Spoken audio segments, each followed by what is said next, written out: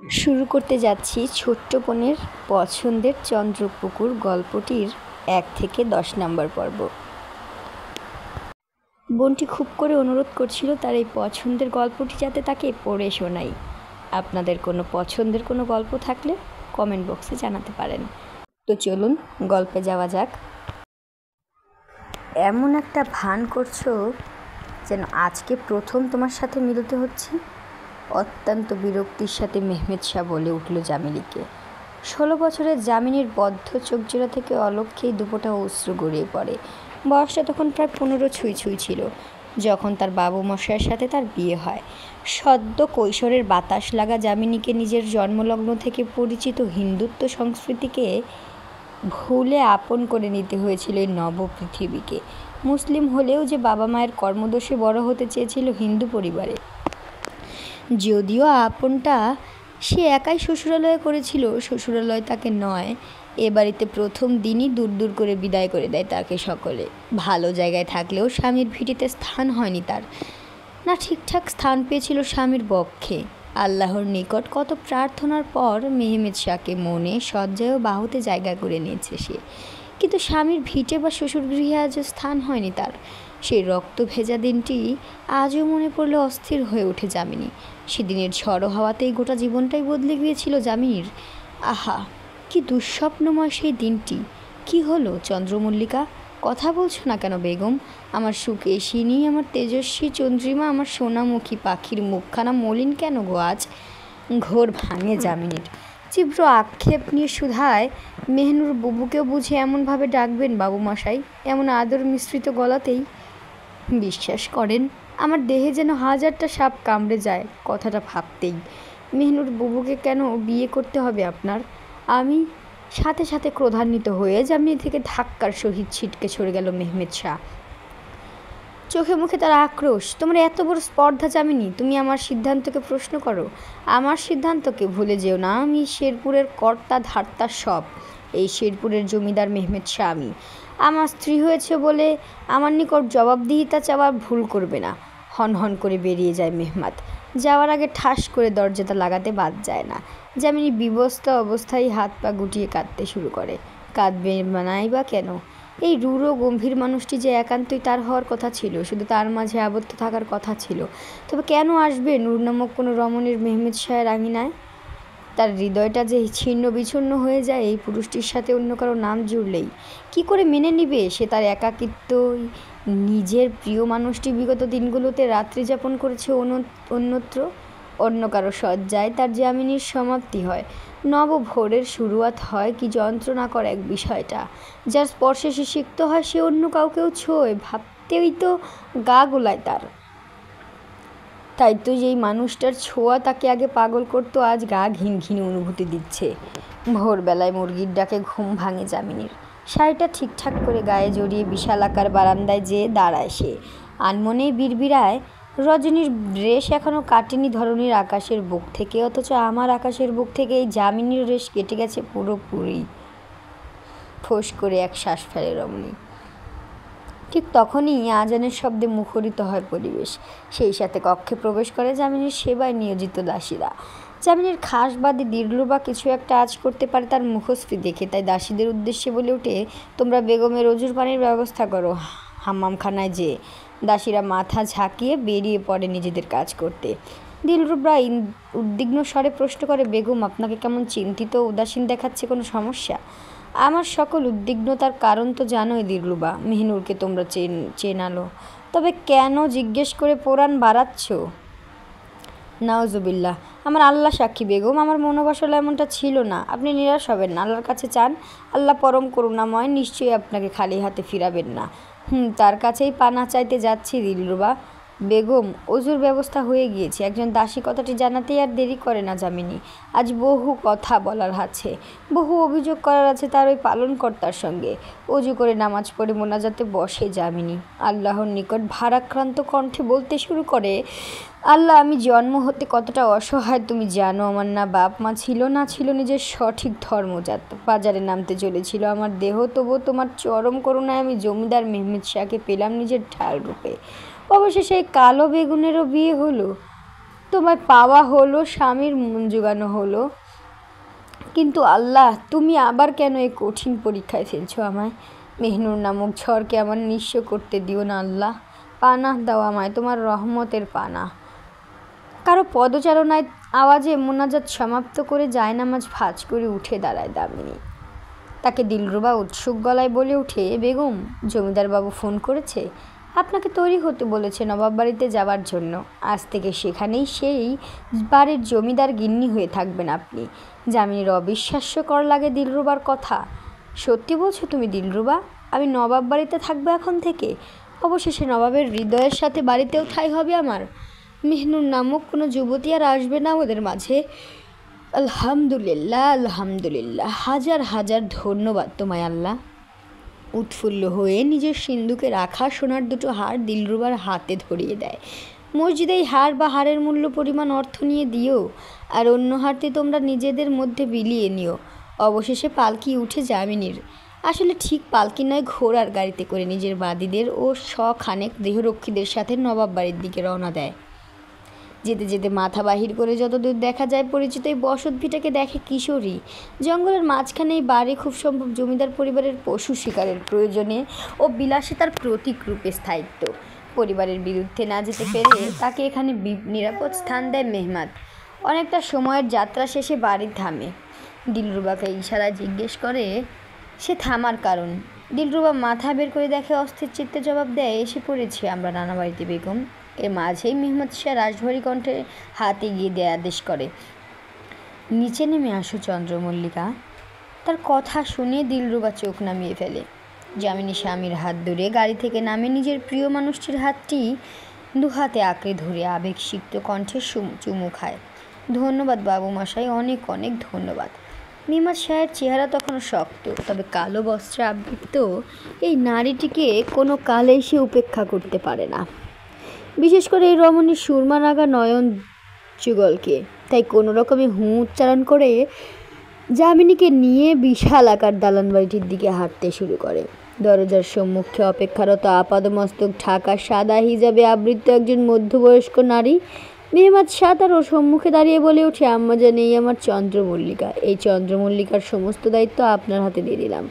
এই নবাব বাড়ির সকল রীতিনীতি শিখানো যোগ্য জমিদার গিন্নি রূপে গড়ে তোলার দায়িত্ব আপনার। মোর্শেদা খাতুন মৃদু হাসলেন পুত্রের কথায়। গালে খাঁচকাতা হাসি এই বৃদ্ধ বয়সেও কেমন স্নিগ্ধ। যথা আজ্ঞা আমার নবাবজাদা। চন্দ্রমল্লিকা, তুমি আসো আমার সাথে। যামিনী ভীতগ্রস্ত দৃষ্টিতে তাকালো মেহমেদ শাহের দিকে। সেও ইশারায় সায় দেয়। যামিনী আশ্বাস পেয়ে দিলরুবাকে নিয়ে মোর্শেদা খাতুনের পিছন পিছন যেতে শুরু করলো। মোর্শেদা খাতুন তাকে একে একে নবাব বাড়ির সব কিছু চেনাতে অন্দরমহলে নিয়ে আসেন। এটা হলো অন্দরমহল। এখানে সকল জমিদার পরিবারের সদস্য এবং বিশেষ করে নারী সদস্যরা থাকেন। জমিদার ও পরিবারের আপন সদস্য বাদে কোনো গায়ের মাহরমের প্রবেশ নিষেধ। ওই যে উপরের সবচেয়ে আলিশান কামরাটা দেখতে পাচ্ছ, ওটা মেহমুদ শাহের কামরা, আর তার বিপরীত পাশে থাকা বদ্ধ কামরাটি তোমার। সব ব্যবস্থা করা আছে, তুমি যাও এবার আরাম করো। যামিনী নত দৃষ্টিতে মাথা ঝাঁকিয়ে সায় জানায়। তা দেখে মোর্শেদা খাতুন শক্ত কণ্ঠে উপদেশ দেন, জমিদারের বেগম তুমি, অনেক ঝড়ঝাপটা ষড়যন্ত্রের সম্মুখীন হতে হবে।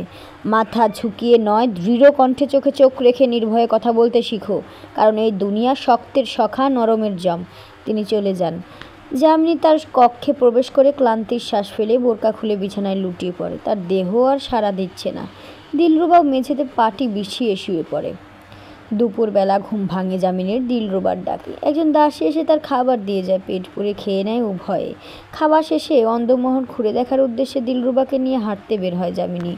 একটু দূরে যেতেই দেখতে পায় উঠোনে চোখে পেতে বসে আছেন মেহমেদ শাহের দাদিজান ও অন্য একজন বয়স্ক নারী, সাথে এক অনিন্দ সুন্দরী যুবতী উপস্থিত। যামিনী শুনতে পায় দাদিজান বলছেন, ওই চাল চুলোহীন আধারিয়া বাচ্চা মেয়েকে বিয়ে করে আমার নাতির জীবনটা অন্ধকার হয়ে যেত। এতটুকু মেয়ে জমিদারের গিন্নির দায়িত্ব কিভাবে সামলাবে, এই ভয়েই আমার দেহ ডুবছে। এখন অবশ্য চিন্তা নেই, তুই এসে পড়েছিস না মেহনুর, এখন সব ঠিক হয়ে যাবে। তা আবার হবে না, নামটাই তো মেহনুর, মানে চাঁদের আলো। তুমি আমার ছেলের জীবন আলোয় আলোকিত করে দিবে। আল্লাহ তোমায় সুখী করুক মামনি, শত রাজপুত্র রাজকন্যার মা করুক। বলেই পাশে বসে থাকা বয়স্ক নারীটি মেহনুর নামক যুবতীর ললাটে চুমু খায়। যামিনীর পায়ের তলা থেকে যেন জমি খসে যায়। তবে কি মেহনুর নামক ঝড়টি এখনও বিদায় হয়নি তারও বাবু মশাইয়ের জীবন থেকে, বরং আরও ধেয়ে আসছে। এখন বাবু মশাইয়ের আশ্রয় হারিয়ে কোথায় যাবে যামিনী? সদ্য 15 বছরের যামিনীকে নিজেকে রক্ষার্থে 3 কবুল বলে আপন করে নিতে হলো তার প্রায় দ্বিগুণ বয়সী মেহমেদ শাহকে। তবে মেহমেদের রাগান্বিত মুখশ্রী তাকে ভাবাচ্ছে তাহলে কি সে অর্থহীন এক সম্পর্কে জড়িয়ে পড়ল? জমিদার মেহমেদ শাহ রহমতপুর গ্রাম পরিদর্শন করতে এসে খেয়াল করলো গ্রামের মাঝে বিদ্যমান ভিড় কাছে গেলে দেখে এক হিন্দু দম্পতি 14-15 বর্ষে কিশোরীকে পতিতালয়ের সর্দারনী মোহিনী দেবীর নিকট বিক্রির চেষ্টা করছে। মেহমেদ আটকাতে গেলে তাকে নিজের মান ও অহং রক্ষার্থে বিয়ে করতে হয় সেই কিশোরীকে। না মোহিনী দেবী, আপনি এই মেয়েটাকে ক্রয় করতে পারেন না, এই আমার আদেশ ও নীতিবিরোধী। আপনাকে আমি বহুবার বলেছি আপনি এবং আমার সহকর্মীরাই হবে লতা বাড়ির শেষ বাসিন্দা ও প্রজন্ম। লতা বাড়ি মানে পতিতালয়।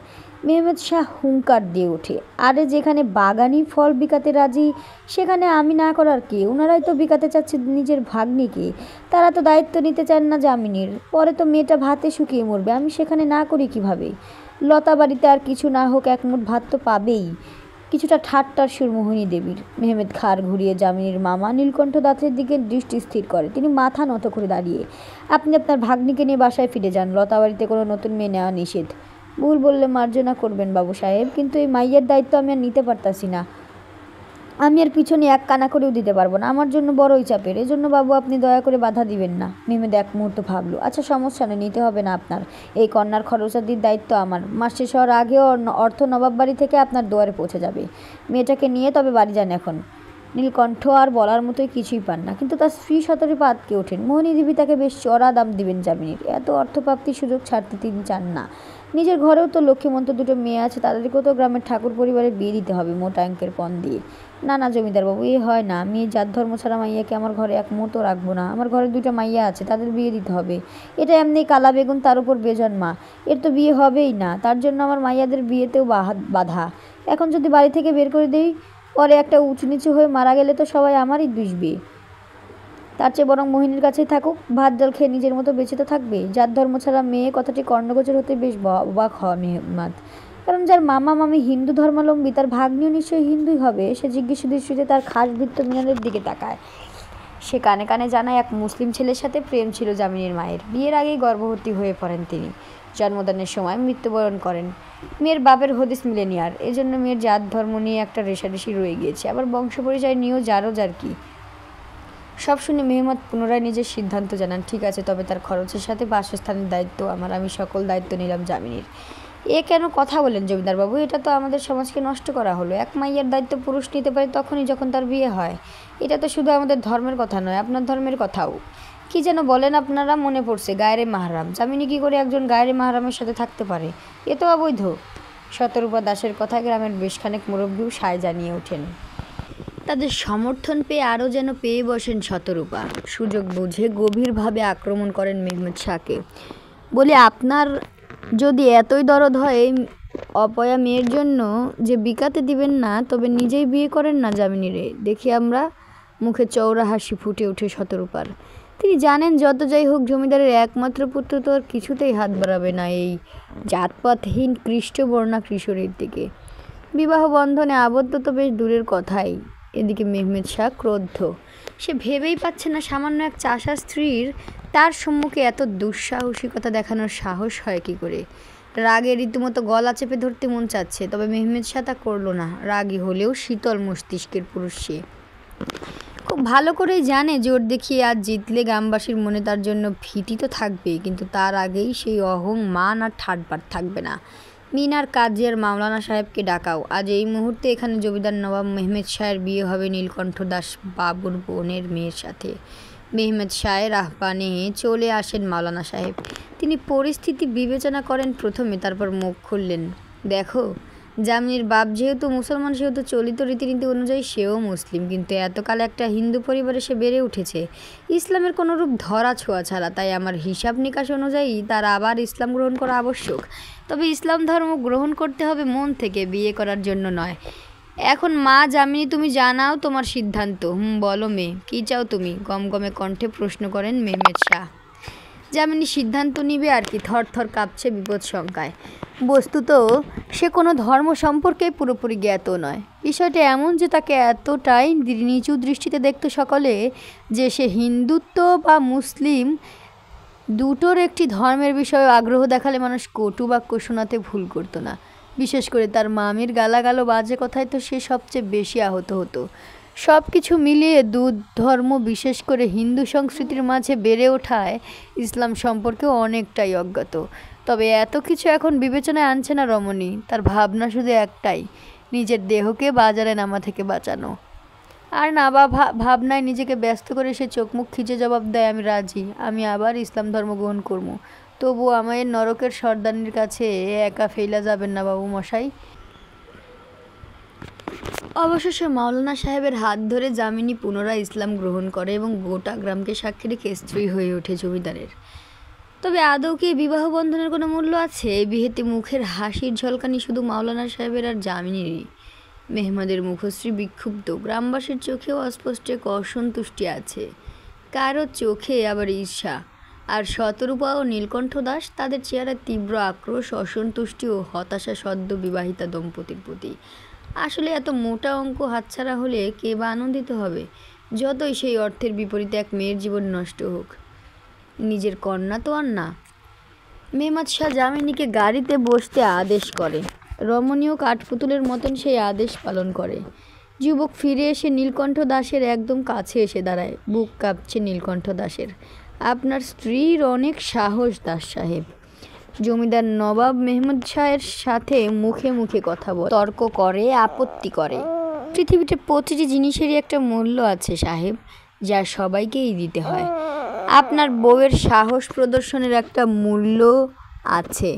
আপনি আজ থেকে 4 বছর অবধি আমার কোনো জমি ভাড়া নিতে পারবেন না, আর ভিটে মাটির ভাড়া দিবেন প্রতি মাসে দ্বিগুণ হারে। আর যদি এই মূল্য দিতে না চান তবে তালাক দিয়ে আপনার স্ত্রীকে শ্বশুর গৃহে রেখে আসুন। এখন দূর হন আমার নজরের সামনে থেকে, অন্যথায় আমার আক্রোশের গরলে না সমাপ্তি হয় আপনার। শেষ দুবাক্য বেশ চেঁচিয়েই বলে মেহমেদ শাহ। ভীতিগ্রস্ত হয়ে মাথা নত করে ফেলে গোটা গ্রামবাসী। মাথায় আকাশ ভেঙে পড়ে দাস দম্পতির। নীলকণ্ঠ দাস ও শতরূপা দাস উত্তেজিত, ভারাক্রান্ত গলায় মার্জনার আবেদন করতে শুরু করেন। হুজুর, মাফ করেন আমাদের, এত বড় শাস্তি দিবেন না। বাচ্চাদের নিয়ে না খেয়ে মরা ছাড়া উপায় হবে না আমাদের।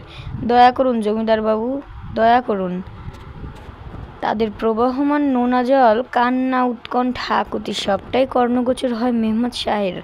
তবে এ যেন যুবকের জন্য এক শ্রুতি মধুর ধ্বনি, যা তাকে শান্তি দিচ্ছে, যার প্রমাণ তার মুখশ্রীর উদিত বাঁকা হাসি। নির্বিকারভাবে স্মিত হাসির সহিত গাড়িতে উঠে বসে সে। যামিনী আনমনেই বিড়বিড়ায়, কি নিষ্ঠুর আপনি বাবু মশাই। এক কান দোকান হতে হতে নবাব বাড়িতে পৌঁছে গেল মেহমেদ ও যামিনীর বিয়ের খবর। মেহমেদের দাদিজান বেগম লুৎফুন্নেসার রাগের সাথে তরতর করে বাড়ছে প্রেসারও। নার্স রুমি তার পাশে বসে তাকে শান্ত করার চেষ্টায় ব্যস্ত। জমিদার নবাব আলাউল শাহ ছেলেসহ ড্রাইভার, দেহরক্ষী ও মিনারকে বারবার কল করছেন, কিন্তু প্রতিবারই একই উপায়ে প্রত্যাখ্যান। ফোন বন্ধ করে দেখেছি হয়তো সকালেই। এমন কুকর্ম শুনে মুখে আঁচল চেপে কাঁদছেন মেহমুদ শাহের মা বেগম নূরবাহার। তার যে বহু ইচ্ছে ছিল ভ্রাতুষ্পুত্রী আয়েশা অথবা ননদের কন্যাদের থেকে একজনকে পুত্রবধূ করে আনার। শান্ত শুধু নবাব পরিবারের একজন, তিনি ছিলেন মোর্শেদা খাতুন, মেহমুদ শাহের প্রিয় আম্মাজান। অবশেষে অপেক্ষার অবসান ঘটিয়ে মেহমুদ শাহের আগমন ঘটে অন্দরমহলে। সবাই ক্ষোভে নিজ স্থান থেকে উঠে দাঁড়ায় তাকে দেখে। নবাব পরিবারের সকলে মেহমুদ শাহকে প্রশ্নবিদ্ধ করবে তার পূর্বে কিশোরী তথা যামিনী ছোট ছোট পদচারণায় পাশে এসে দাঁড়ায় স্বামীর। নবাব আলাউল শাহ চিৎকার করে জিজ্ঞেস করে, এসব কি শুনছি আমি মেহমাদ? এই মেয়ে কে তোমার সাথে? বেগম নূরবাহার তো যামিনীর প্রথম দর্শন পেয়ে এতটাই স্তম্ভিত ও হতাশ হন, তিনি দাঁড়ানো থেকে ধপাস করে বসে পড়েন নরম শিমুল তুলোর গদির উপরে। ঝরঝরিয়ে কেঁদে দেন। কি হলো, তুমি উত্তর দিচ্ছ না কেন মেহমাদ? তোমার বাবা কিছু জিজ্ঞেস করছে তো? জি আব্বা হুজুর, আমি বিয়ে করেছি এই মেয়েকে, সে এখন ধর্মীয়ভাবে আমার স্ত্রী, এই নবাব বাড়ির পুত্র বউ। খবরদার মেহমাদ, ওই কথা মুখ দিয়ে আর উচ্চারণ করো না। এই চালচুলোহীন কালই কখনো নবাব বাড়ির পুত্রবধূ হতে পারে না। চালচুলোহীন কালো রং একবার মানলাম, কিন্তু জারজ ও ধর্মজাত ছাড়া একটা মেয়ে হবে আমার নাতির পুত্রবধূ? আমার শের, আমার রাজপুত্র এই কাজ করবে? এখনো বিশ্বাস হচ্ছে না। ছি! বেগম নূরবাহার কাঁদতে কাঁদতে সুধান, না আম্মিজান, মেহমাদের কী দোষ? সব দোষ এই অমাবস্যা কন্যার। নিশ্চয়ই মন্ত্রতন্ত্র করে আমার বাঘের মাথাটা খেয়েছে। সবাই নিজেদের মতো কথা শুনিয়ে যাচ্ছে মেহমেদ শাহ, বিশেষ করে যামিনীকে। কারণ দোষ দুজনেরই হোক না কেন, সমাজ নারীর দোষই আগে দেখবে। যামিনী ভয়ে কুঁকড়ে যেয়ে মেহমেদের গা ঘেঁষে দাঁড়িয়ে যায়। মেহমেদ নির্লিপ্তভাবে বিনা কোনো শব্দে সকলের অভিযোগ, গঞ্জনা ও তিরস্কার গ্রহণ করে নিচ্ছে। পরিশেষে অত্যন্ত শীতল কণ্ঠে সে বলল, বিয়েটা হয়ে গিয়েছে আব্বা হুজুর, দাদিজান আম্মিজান, ইচ্ছাকৃতভাবে না হোক হয়েছে তো। এই কন্যার দায়িত্ব অস্বীকার করা আমার পক্ষে সম্ভব নয়। তাই আপনারা অনুগ্রহ করে আমাদের ভুল ত্রুটি ক্ষমা করে আমাদের গ্রহণ করে নিন। কোনো দিনই না, এই স্ত্রীলোককে এই বাড়িতে আমি প্রবেশ করতে দিবে না। যদি করে তবে তা হবে আমার এই নবাব বাড়িতে শেষ দিন, তা মনে রেখো। আম্মিজান, এমন করবেন না, ছোট মানুষ না হয় একটা ভুল করে ফেলেছে, ক্ষমা করে দিন। মোর্শেদা খাতুনের কথার আরও তেতে উঠলেন বেগম লুৎফুন্নেসা। কথায় আছে, যাকে লাগে না তার চাল চলনও ভালো না। চুপ থাকো খাতুন, তোমার সাহস কী করে হয় আমার সিদ্ধান্তে নাক গলানোর? এই অন্দরমহলে শুধু বেগম লুৎফুন্নেসার রাজত্ব চলে, তা কি ভুলে বসেছ? দাদিজান, আমি আমার স্ত্রীকে নিয়ে বের হয়ে যাচ্ছি। এই বাড়িতে তাকে আপনার অনুমতি ছাড়া আনবো না। আপনি দয়া করে আমার কাজের ক্ষোভ আম্মাজানের উপর দিয়ে তুলবেন না। মিনতি করে বাক্যগুলো উচ্চারণ করে যামিনীর হাত ধরে সেখান থেকে প্রস্থান করে মেহমেদ শাহ। সদর দরজায় দাঁড়িয়ে কল করে মিনারকে, ঘোড়ার গাড়ি বের করো মিনার, বনের শিকার তাড়ানো যাবে। তার কল কাটার একটু বাদেই চোখের সম্মুখে উপস্থিত হয় ঘোড়ার গাড়ি। যামিনীকে হতবম্বের মতন দাঁড়িয়ে থাকতে দেখে মেহমেদ শাহ ভ্রু নাচিয়ে জিজ্ঞাসু চাহনি নিক্ষেপ করে। যামিনী তাড়াতাড়ি মাথা ডানে বামে নেড়ে গাড়িতে চড়ে বসে যুবক নিজেও ঘোড়া গাড়ি সমেত গভীর নীরবতার মধ্যে চলতে শুরু করে নিজের গন্তব্যের দিকে। আগরবাতি, হাসনাহেনা ও আতরের সুগন্ধে মুখরিত আলিশান কক্ষে লাল বেনারসি পরে বসে আছে যামিনী। এই দালানে আসতেই তাকে দাসীদের দায়িত্ব দিয়ে চলে যায় মেহমেদ শাহ। দাসীরা তাদের বিয়ের কথা হয়তো আগে থেকেই জানতো, তাই নিজে উদ্যোগেই তাকে হাম্মামখানায় নিয়ে যেয়ে দুধ চন্দন দিয়ে গোসল করিয়ে দামি বস্ত্রে অলঙ্কারের সজ্জায় সাজিয়ে তুলে তাকে বিছানায় বসিয়ে দেয়। যাওয়ার আগে এক বাদী দিলরুবা কানে কানে ফিসফিসে বলে, বেগম, আজ প্রথম রাত্রি আপনাদের। শুনেছি আপনাদের পরিবারকে না জানিয়ে বিয়ে নির্ঘাত, তবে প্রেমের বিয়ে, তাই প্রথম দর্শনেই মন আটক করে নিয়েন জমিদার বাবুর, না হলে খুব দ্রুতই আশ্রয়হীন হয়ে পড়বেন নবাব পরিবারের কার্যকলাপে। যামিনীর গলা শুকিয়ে যায় ভয়ে। সে খুব বলতে চায়, এই প্রেমের বিয়ে না, জোর জবরদস্তির বিয়ে, হয়তো মূল্যহীন এক বিয়েও। না আছে রূপ, না আছে বংশপরিচয় বা ভালো ইতিহাস, তবে নবাবের মন যেখানে কি করে জোগাবে সে? তার ভাবনার মাঝেই নবাব দরজা খুলে প্রবেশ করে কক্ষে। হাতে থাকা ছোট্ট সিন্দুকটি টেবিলে রাখতে রাখতে প্রশ্ন করে, নাম কি তোমার কিশোরী? মাত্র এতটুকু কথাটাই আশঙ্কা ও ভীতিতে লোম দাঁড়িয়ে যায় রমণীর। কাঁপা কাঁপা কণ্ঠে উত্তর করে, যামিনী। মেহমেদ এগিয়ে আসে বিছানার দিকে। যামিনী বিছানার মোলায়েম চাদর শক্ত করে আঁকড়ে ধরে ত্রাসে। তার শ্বাস প্রশ্বাস বেড়ে যায় অনত বিলম্বেই। যুবক তার দিকে ঝুঁকে চিবুক ধরে মুখ হুঁচিয়ে বলে ওঠে, তোমাকে আমি চন্দ্রমল্লিকা বলে ডাকবো। চন্দ্রমল্লিকা? এতটাই নিকটবর্তী বাবুমশাই যে তার প্রতিটি শ্বাস ছিটকে পড়ছে যামিনীর মুখশ্রীতে। শির দ্বারা বেশ শীতল স্রোত চলে যায় তার। অস্ফুটভাবে উচ্চারণ করে, চন্দ্রমল্লিকা? হ্যাঁ, কোনো আপত্তি আছে তোমার চন্দ্রমল্লিকা? ছোট ছোট চোখ করে তাকায় মেহমেদ যামিনীর দিকে। কিশোরী নিজের মামা মামির হাল মনে করতেই মাটিতে লুটিয়ে পড়ার দশা ভীতিতে। না না বাবুমশাই, আমার কোনো আপত্তি থাকবো কে? আমার কোনো সমস্যা নাই, আপনি যেই নামেই ডাকেন। ওই সিন্ধুকে হীরের ও স্বর্ণের দুটো হার আছে, মোহরানা স্বরূপ, সামলে রেখো। নিরুত্তাপ যামিনী। মেহমেদ শাহ ভীষণ ক্রোধান্বিত হয়ে পড়েন, উপেক্ষিত হয়ে রমণীর শীর্ণ বাহু শক্তভাবে ধরে পালঙ্ক থেকে টেনে হিঁচড়ে নিচে নামায়। ডান হাত পিছনে মুচড়ে নিজের বুক বরাবর মিশিয়ে দাঁড় করায় যুবক। হিসে বলে, আর কোনো দিন এক মুহূর্তের জন্য আমাকে উপেক্ষা করার সাহস করবে না, কোনো দিনও না। আমি জমিদার নবাব মেহমেদ শাহ। এই ধরনের বুকে দাঁড়িয়ে আমাকে অবজ্ঞা কিংবা প্রশ্নবিদ্ধ করতে পারে না কেউ। মেহমেদ শাহকে উপেক্ষা করার অর্থ নিজের সর্বনাশ না হয় ধ্বংস ডেকে আনা। ধ্বংস, বুঝেছ? যামিনী উত্তর দিবে কি? সেই ঘটনার আকস্মিকতায় বিস্ময়াভূত। উচ্চশ্বাসে তার গা ঠান্ডা হয়ে গেছে। তার হৃৎপিণ্ড থেকে নির্গত ধুকপুক শব্দ যা প্রকাশ করে দিচ্ছে, মেহমেদ শাহের জন্যই ধূপকানি যেন মোহ ঔষধি হলো। সমুদ্রের প্রকাণ্ড ঢেউয়ে যেমন হারিয়ে যায় সেখানে বিদ্যমান সব, তেমনভাবে হৃদয়ের সব ক্রোধ মিলিয়ে যায় বাউইতে। নিজের রোষানলের বিনাশ সূচনা ও সীমাকে আজ নিয়ন্ত্রণে আর আনতে পারল না যুবক। নিজেকে শান্ত করে ছোট্ট এক শ্বাস ফেলে সে পুনরায় মুখ খোলে। ভালো থাকতে চাইলে আমার আর নবাব বাড়ির রীতিনীতিতে নিজেকে সিদ্ধ করে ফেলো। ছোট থেকে ছোট ভুলও আমার নিকট পাপ, যার কোনো ক্ষমা নেই। সামান্য ভুলেও নিমেষেই শাস্তি পেয়ে যাবে, ভয়ানক শাস্তিই হয়তো। আমার ক্রোধের অন্ত আছে, তবে সীমা নেই। কথাগুলো এই ছোট্ট মস্তিষ্কে ঠিকভাবে এঁটে নাও। কিছুক্ষণের বিরতি। খাদিম, খাদিম, মরেছ না জবাবে তালা লাগিয়ে বসেছ সকলে? যামিনী কেঁপে ওঠে মেহমেদ শাহের গলা ফাটানো চিৎকারে। ভয়ে গুটিয়ে মিশে যায় পালঙ্কের সাথে। পরক্ষণে প্রহরী দরজা খুললে কক্ষে উপস্থিত হয় ভৃত্যবর্গ। মাথা নিচু করে একজন মার্জনার আবেদন করে ওঠে। বিলম্বের জন্য দুঃখিত জমিদার বাবু, আমরা রাত্রির ভোজন পরিবেশনের ব্যবস্থা করছিলাম উত্তর পাশের আঙিনায়। ইশারায় সায় দিয়ে আর চোখে যামিনীর দিকে এক পলক তাকায় যুবক। নবাব বাড়ির অন্দরমহলের মহাপরিচারিকাকে খবর দাও, আগামীকালই যেন এসে পড়ে। বেগম নবাব বাড়ির রীতিনীতিতে সিদ্ধ হতে হবে। আর মিনারকে ডেকে। বাক্যটি শেষ করার পূর্বেই হুড়মুড়িয়ে ঘরে ঢুকে মেহমেদের খাস ভৃত্য মিনার মাথা নত করে নির্লিপ্ত ভঙ্গিমায় জানায়, শাহ, নবাব বাড়ি থেকে খবর পাঠানো হচ্ছে আপনাকে এই মুহূর্তে বাড়ির পথে রওনা হওয়ার জন্য। একটু বুঝে উত্তর দেয়। আচ্ছা, তবে গাড়ি বের করো মিনার, আমি আসছি। মিনার নত দৃষ্টিতে সালাম জানিয়ে তাকে সম্পাদিত কার্য সম্পন্ন করতে প্রস্থান করে। ভৃত্যবর্গ তখনও সেখানে দাঁড়িয়ে। আমাকে একা ছাড়া হোক। তারা সালাম জানিয়ে চলিত নিয়ম অনুযায়ী কক্ষ থেকে বের হয়। যামিনী তা দেখে ভাবে, এরা এভাবে পিছনে দুকদম হেঁটে বের হচ্ছে কেন? আগামীকাল মহাপরিচারিকার সাথে নবাব বাড়ির শিক্ষিকাও আসবেন। তাদের থেকে সঠিকভাবে শিক্ষা গ্রহণ করো। আমি পরবর্তীবার এখানে আসলে পরিবর্তন চাই তোমার আচার ব্যবহারে, নতুবা পরিণাম তোমার চিন্তাভাবনার বাহিরে হবে। যামিনী ভীত চিত্তে তাড়াতাড়ি মাথা ঝাঁকিয়ে সাড় জানায়। তা দেখে বাঁকা হাসি দিয়ে বের হয়ে যায় মেহমেদ শাহ। রমণীর স্বস্তিশ্বাস ফেলে তার বিদায় গ্রহণে। বিড়বিড়ায়, এই রূঢ়ভাষী মানুষটার ক্রোধানলে না পুড়ে ভস্ম হয়ে যায় আমি।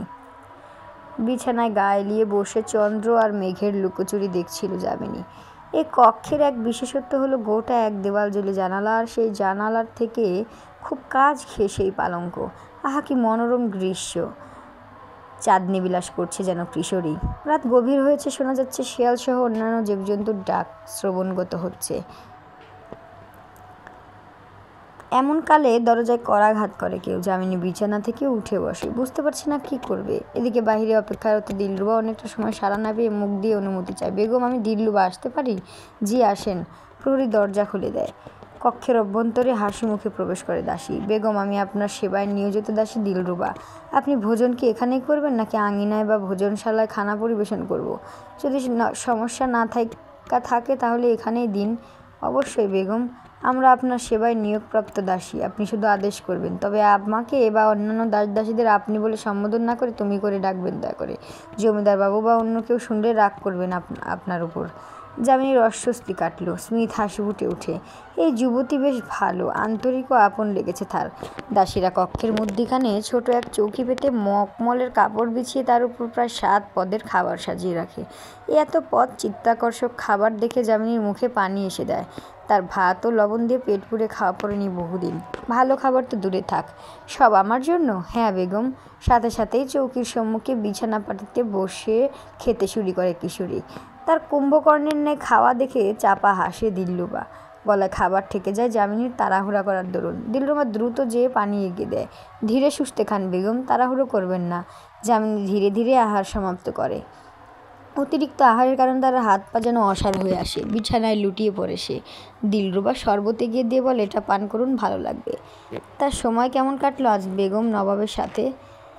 আর আজ নিম্নের আত্মার জন্য তো আপনার জমিদারবাবুকে বেঁধে রাখা উচিত ছিল।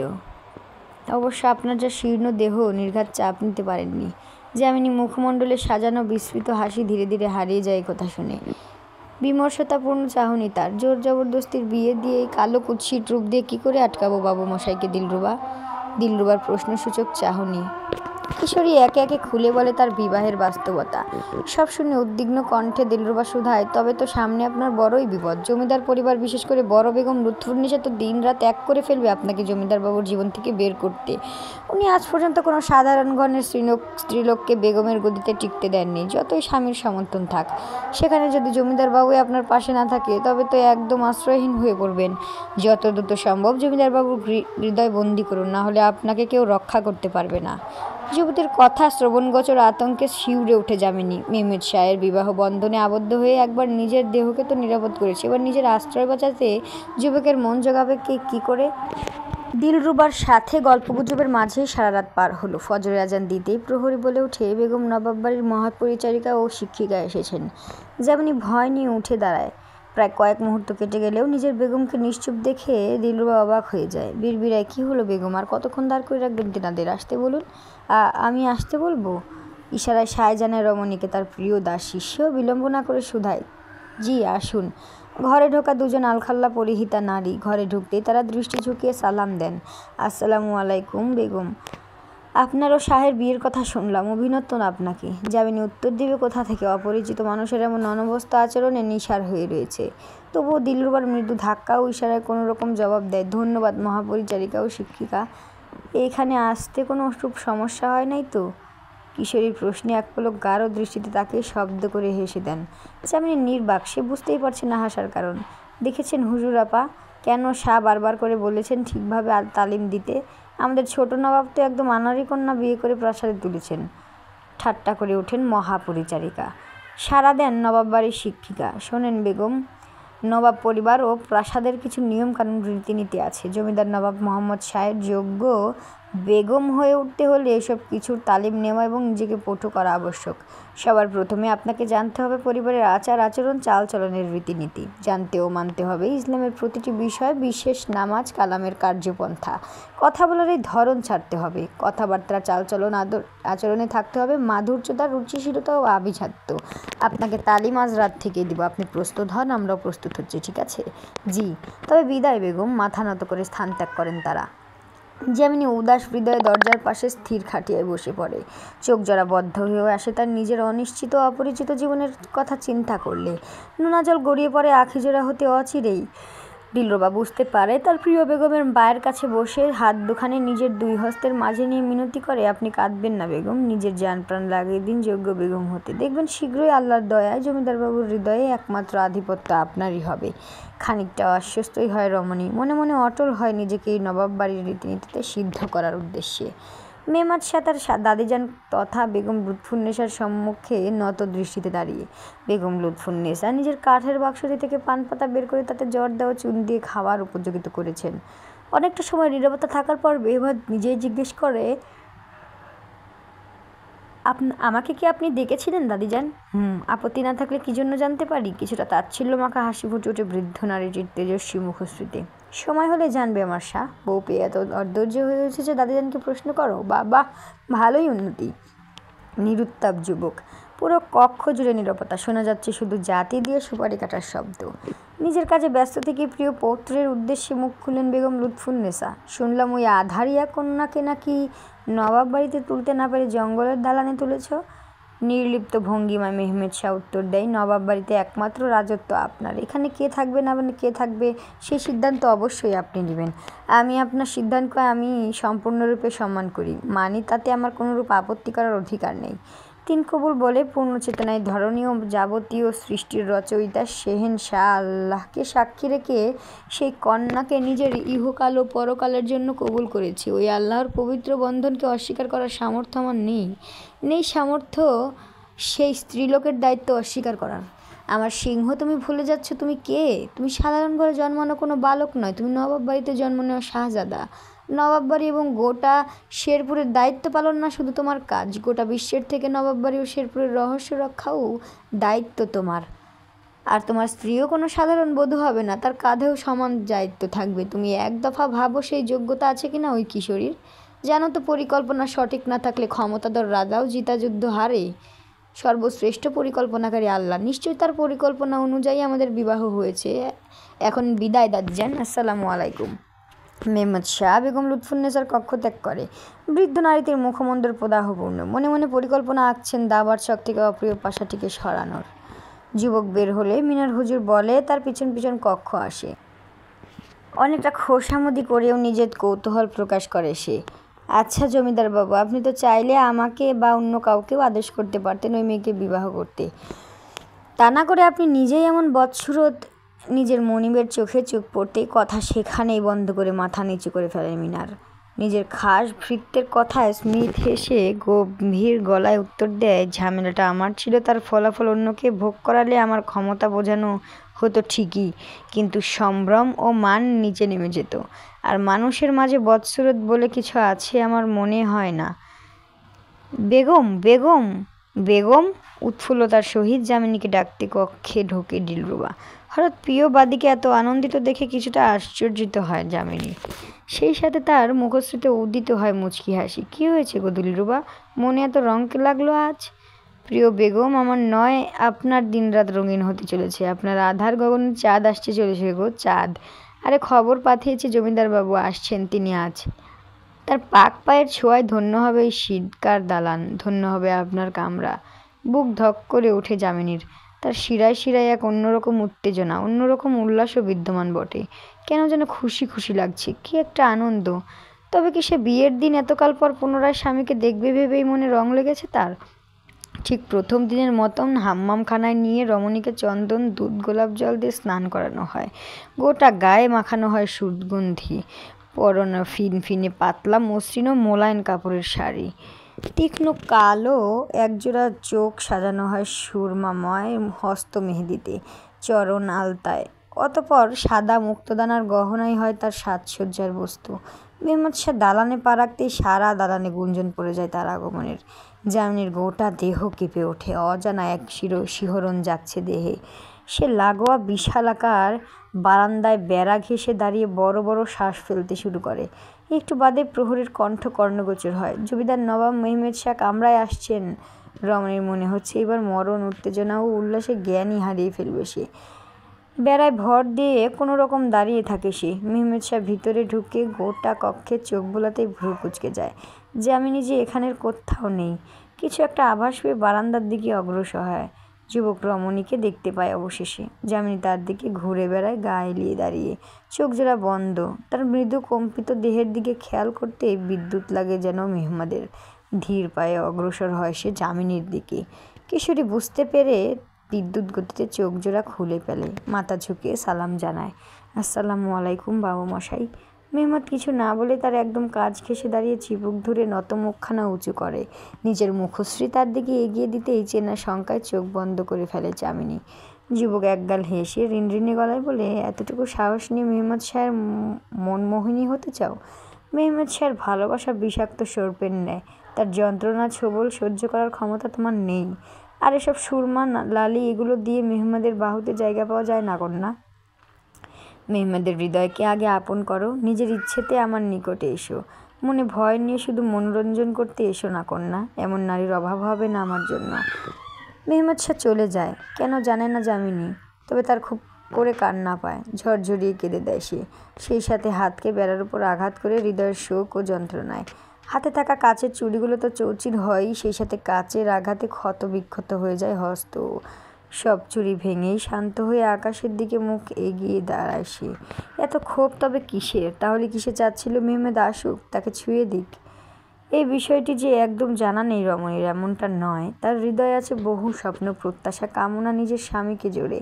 তার পূর্ণতা আকাঙ্ক্ষা তার লোমে লোমে পরিপূর্ণ। এদিকে তার সাথে ক্রন্দন করতে বসে আকাশটাও। মুষলধারে বৃষ্টি নামে, ভিজিয়ে দেয় রমণীকে। জমিদারকে বের হতে দেখে যামিনীর কক্ষে ঢোকে দিলরুবা। বারান্দায় দাঁড়িয়ে থেকে যামিনীকে এভাবে ভিজতে দেখে অবাক হয় সে। আতঙ্কিত হয় যখন তার প্রিয় বেগমের হাত থেকে গড়িয়ে পড়া রক্ত দেখে। বেগম বেগম ভিতরে আসুন, আপনার হাত থেকে রক্ত পড়ছে, ভিতরে আসুন। যামিনী শুনে না তার কথা। দিলরুবা নিজে হাত ধরে নিতে আসলে সে শুধায়, যাও তুমি দিলরুবা, আমাকে একা ছেড়ে দাও, আমার যন্ত্রণার দহন তুমি বুঝবে না। অনেক চেষ্টার পরও দিলরুবা সহ অন্যান্য দাসীরা যামিনীকে ভিতরে নিতে পারে। গোটা দালানে দাবানলের ন্যায় ছড়িয়ে পড়ে এ কথা। মেহমেদ শাহের কানে আসতে সে নিজের কক্ষ ছেড়ে ক্ষুব্ধ হয়ে যামিনীর কক্ষে ঢোকে। দাসীদের ভিড় দেখে ধমক দিয়ে উঠে সে, বের হও সকলে, বের হও। কামরা আমার খালি চাই মুহূর্ত। পর মুহূর্তেই সমগ্র কক্ষ খালি হয়ে যায়। মেহমেদ বারান্দার দিকে অগ্রসর হয়। জামিনীর কোমর আঁকড়ে ধরে নিজের সাথে মিশে ক্ষুব্ধ কণ্ঠে প্রশ্ন করে, তোমার স্পর্ধা কী করে হয় আমার অনুপস্থিতিতে এমন কাণ্ড ঘটানোর? কী করে? তাকে অবাক করে জামিনী নৈশব্দে তার অষ্টরোষ্টে নিজের অধর ছুঁয়ে দেয়। বক্ষে লুটিয়ে পড়ে আকুতি ভরা কণ্ঠে আবেদন করে, আপনার সব ক্রোধ মেনে নিলাম বাবু মশাই, মেনে নিলাম আপনার ভালোবাসার যন্ত্রণা, মেনে নিলাম আপনার সকল বিষাক্ত ছোবল। তবু আমাকে আপনার ভালোবাসার ভিক্ষে দিন, আপনার হৃদয়ে জায়গা দিন আপনার এই বক্ষে, বাহুতে, আপনার গোটা দেহে। আমার আধার যৌবন আপনার চরণে অর্পণ করছি বাবু মশাই, ফিরিয়ে দিবেন না। মেহমেদ শাহ অপলক দেখতে থাকে এই বৃষ্টিসিক্ত কিশোরীকে। চাঁদের আলোতে স্পষ্ট দেখতে পাচ্ছে তার মুখশ্রী, কৃষ্ণাঙ্গ গড়ন, গোলগাল, শিশুসুলভ মুখশ্রী, সরু নাক, ছোট টানা টানা হরিণীর ন্যায় মায়া ধরানো আঁখি, পুরু ঠোঁট, সব মিলে যেন কোনো গ্রিক পৌরাণিক কাহিনীর দেবী। চিবুক ধরে ললাতে গভীর চুম্বন করে। কোলে তুলে নিয়ে অগ্রসর হয় কক্ষের দিকে যুবক। দাসীর দ্বারা ঔষধ আনিয়ে নিজের হাতে লাগিয়ে দেয় জামিনীর হস্তে। অতঃপর নিশুতি রাতে অন্যরকম এক সুখকর ও যন্ত্রণাকর পথ পাড়ি দেয় মেহমেদ শাহ ও তার চন্দ্রমল্লিকার। পালঙ্কে দেহের তীব্র যন্ত্রণা নিয়ে শুয়ে আছে জামিনী। মেহমেদ শাহ নিজ হাতে ব্যথা উপশমের জন্য কুসুম গরম পানিতে ভিজানো কাপড় দিয়ে সেঁক দিয়ে দিচ্ছে প্রেয়সীকে। তাও যেন কন্যার আর্তনাদ থামার নেই। চন্দ্রমল্লিকা, তুমি ছোট, তুমি বুঝবে না, জানো না। আমারই বোঝা উচিত ছিল, এত কম বয়সে চাপ দিয়ে ফেললাম। মেহমেদের হাত ধরে তাকে থামিয়ে দেয় জামিনী। তার হাত নিজের বুকে জড়িয়ে রিনরিনে কণ্ঠে বলে ওঠে, বাবু মশাই, সেই যন্ত্রণা আমায় আপনার আরও কাছে নিয়ে যায় তার সুখের আমার নিকট। তা আমায় ধন্য করে। দয়া করে নিজেকে দুষবেন না। তাছাড়া আপনি জানেন, গ্রামের সখাক সমবয়সী রত্নার আরও আগে বিয়ে হয়েছিল। একটা ছেলেও আছে এখন। আমার শুধু একটাই আর্জি, তা হলো আপনি আমাকে নিজের নিকটে রেখেন, এতটা নিকটে যেন কেউ না আলাদা করতে পারে আমাদের। কারণ আপনি ছাড়া আমি সূর্যহীন ধরনীর ন্যায় অন্ধকারে ডুবন্ত এক ধ্বংসস্তূপ। মেহমেদ ভালোবাসা শিখতে এক স্পর্শ দেয় তার চন্দ্রমল্লিকার চিবুকে। জামিনী তৃপ্তের হাসি দেয়। না বাবু মশাই, আমাকে ছেড়ে যাবেন না আপনি। একটু অনুগ্রহ দেখান আমার চন্দ্রমল্লিকার উপর। জামিনীর অভিমানী কণ্ঠ শ্রবণগত হতেই মেহমেদ শাহ কাগজপত্র থেকে চোখ উঠিয়ে তার ক্রন্দনরত মুখশ্রীর উপর দৃষ্টি স্থির করে। তার চন্দ্রমল্লিকা শিশুদের ন্যায় ঠোঁট ফুলিয়ে কাঁদছে। এমন শিশুসুলভ আচরণে স্মিত হাসে যুবক। কিশোরীর নরম শীর্ণ হস্তখানা ধরে হ্যাঁচকা টান দিয়ে নিজের পাশে নরম গদিতে বসায়। জামিনী আদুরে বিড়ালের ন্যায় আরও গা ঘেঁষে বসে, বুকে মাথা রেখে বলে, বিয়ের 1.5 মাস পর প্রথমবারের মতো আপনাকে নিকটে পেলাম। 4টে দিনও ঠিকঠাক কাটলো না, আর আপনি চলে যাবেন বলছেন? বাবু মশাই, আর কটা দিনই থেকে যান না আমার শয্যায়, আমার বক্ষে। মেহমেদ শাহ তার মুখশ্রী বক্ষ থেকে তুলে দুহাতে আগলে নেয়। দু চোখের কোণে জমিত মুক্ত দানার ন্যায় ঝলমলে অশ্রু মুছে ধীর স্পর্শে, আমার মায়াবী হরিণী, আমার এলো কেশী রাজকন্যা, সোনালী পক্ষী, এভাবে নাবালকের সদৃশ কেঁদো না। আমাকে যেতে হবে চন্দ্রমল্লিকা, বহু কাজ পড়ে আছে। জমিদারদের জমিদারি প্রথম অগ্রাধিকার। আমি আবার আসব, বেশ খানেক সময় নিয়ে আসব। তবে আপনার নিকটে নিয়ে যান, যেখানে সারাটা সময় নিজ নয়ন যুগল ধন্য করতে পারি আপনাকে দেখে। আপনি হীনা, আমি এক তৃষ্ণার্ত চাতক পাখি, যে ব্যাকুল আপনার এক দফা দর্শন পেতে। ছলছল চাহনি অশ্রুভেজা কণ্ঠ জামিনীর। যুবকের হৃদয় ছুরি আঘাত করে যায় এরূপ প্রেমময় ও মাধুর্যপূর্ণ বাণীতে। হৃদয়ের সবটুকু অনুভূতি নিংড়ে ঢেলে দেয় কিশোরীর অধরে। স্বীয় মনোমোহিনীকে বাহুবন্ধনে আবদ্ধ করে শুধায়, নিয়ে যাব তো, তোমার যোগ্য স্থানে তোমায় রাখতে হবে না। তুমি দোয়া করো আমাদের জন্য আল্লাহর নিকট। আর হ্যাঁ, নবাব মেহমেদ শাহের স্ত্রীকে আখি জলে নয়, উদ্ধত্যে মানায়। শেষ বাক্যটি শ্রবণেন্দ্রিয়ে প্রবেশ করতেই জামিনীর ক্রন্দনরত মুখশ্রীতেই একগাল হাসি ফুটে ওঠে। আরও গভীর ও দৃঢ়ভাবে জড়িয়ে ধরে নিজের স্বপ্ন পুরুষকে। মেহমেদ শাহ তার থেকে বিদায় নিয়ে নবাব বাড়ির জন্য যাত্রা শুরু করে ঘোড়ার গাড়ি করে। জামিনী সেই অবধি তাকিয়ে থেকে তার যাওয়ার পথে সেই অবধি গাড়িটি অদৃশ্য না হয়ে যায়। উঠোনে চাদর বিছিয়ে চৌকি পেতে বসে যামিনী তসবিহ পড়ছে। দিলরুবাও নিচে বসে আছে। সন্ধ্যালোকের আবছা আলো, মৃদু বাতাসের শীতল আবহাওয়া, বেশ মন মাতানো পরিবেশই। তবে রমণী উদাস মনে আকাশ পানে তাকিয়ে আছে, ভাবছে নিজের এই আলো আধার সংসারের কথা। সময় চলছে আপন গতিতে, এর সঙ্গে তাল মিলিয়ে চলছে যামিনীর সংসারও। 9 মাস সাধারণ হিসেবে প্রায় 270 দিন কেটে গিয়েছে তাদের বিবাহের। অথচ সর্বমোট 45 দিনও হয়তো যামিনী তার বাবু মশাইকে পায়নি। নিজের মন্দভাগ্যের প্রতি উপহাস করে নিজেই হাসলো, আবার এক ফোঁটা অশ্রুও ফেললো। বিড়বিড়ালো, আল্লাহ, আমি কতটা মেহমতকে চাই। তিনি শুধু আমার ভালোবাসা ও স্বপ্নই নয়, প্রয়োজনও। তবে এখন তিনি আমার নেশাতে পরিণত হয়েছে। না তাকে ছাড়া আমার দিন কাটতে চায়, আর যাতে বিভীষিকাময় হয়ে উঠে রাত্রির অন্ধকার। তিনি আমার জীবনের আশার চন্দ্রপুকুর। তুমি তো সবচেয়ে আপন, তোমার বান্দার সর্বোত্তম পরিকল্পনাকারী। ওনাকে আমার নিকটে আনার তবে ব্যবস্থা করো না খুব দ্রুত। আমি যে জীবনে শক্তিহীন হয়ে পড়ছি আমার বাবু মশাইকে ছাড়া। সেই মুহূর্তে গোটা শিকার দালানে গুঞ্জন পড়ে যায় মেহমেদ শাহের আগমনের। অবিশ্বাস্য বোধ হয় রমণীর, এত চত্বর বুঝি দেওয়া কবুল হয়। সে অবিলম্বে দালানে ঢোকার সংকীর্ণ পথে যেয়ে দাঁড়ায়। হাতের ইশারায় স্থান শূন্য করতে আদেশ করে সকল খাদিম ও দাসীদের। তার অপেক্ষার অবসান ঘটিয়ে কাঙ্ক্ষিত পুরুষটির আগমন হয়। তবে প্রতিবারের ন্যায় এবার মোহাম্মদ শাহের প্রাণোচ্ছল এক গালি হাসি বিদ্যমান মুখমণ্ডল দেখতে পায় না, শুধু দর্শন করে এক ক্লান্ত যুবককে। মেহমেদ শাহ এগিয়ে এসে তার সম্মুখে দাঁড়াতে রমণী বাবু মশাই বলে হাতের পিঠে চুমু খায়। আসসালামু আলাইকুম, আপনি কেমন আছেন? সে যে গেলেন আর তো এলেন না আপনার এই অধম চন্দ্রমল্লিকার নিকট। এতটাই মুছে ফেলেছেন আমার হৃদয়ের কিতাব হতে। যুবক নিঃশব্দে বক্ষে মিশিয়ে নেয় তাকে, আবেগ ভরা কণ্ঠে বলে ওঠে, আমি ক্লান্ত চন্দ্রমল্লিকা, প্রচণ্ড ক্লান্ত এক সৈনিক, যে আধারের সাথে লড়াই করতে করতে হারতে প্রস্তুত। তবে তুমি আমার একফালি চন্দ্রসুধা হয়ে লড়ার বল দাও। তুমি আমার প্রাণশক্তি ও প্রেরণার উৎস চন্দ্রমল্লিকা। ভালোবাসি চন্দ্রমল্লিকা, আমিও ভালোবাসি। মাত্রা ছাড়ানো প্রিয় আপনি আমার। কয়েক মুহূর্ত উষ্ণ বন্ধনে পেরিয়ে গেল। মেহমেদ শাহ নিজের থেকে সরিয়ে ফেলল যামিনীকে। এই কড়া রৌদ্রে এখানে আসতে আসতে ঘেমে নিয়ে শরীর আঠালো হয়ে গিয়েছে। স্নান করতে হবে, আমি কক্ষে যাচ্ছি। তুমি দাসীদের বলো হাম্মামখানা তৈরি করতে আমার স্নানের জন্য। হৃদয় মুচড়ে উঠে কিশোরী। মেহমেদ শাহকেও তার ন্যায় দাসীরা স্নান করাবে কিনা সেই শঙ্কায়।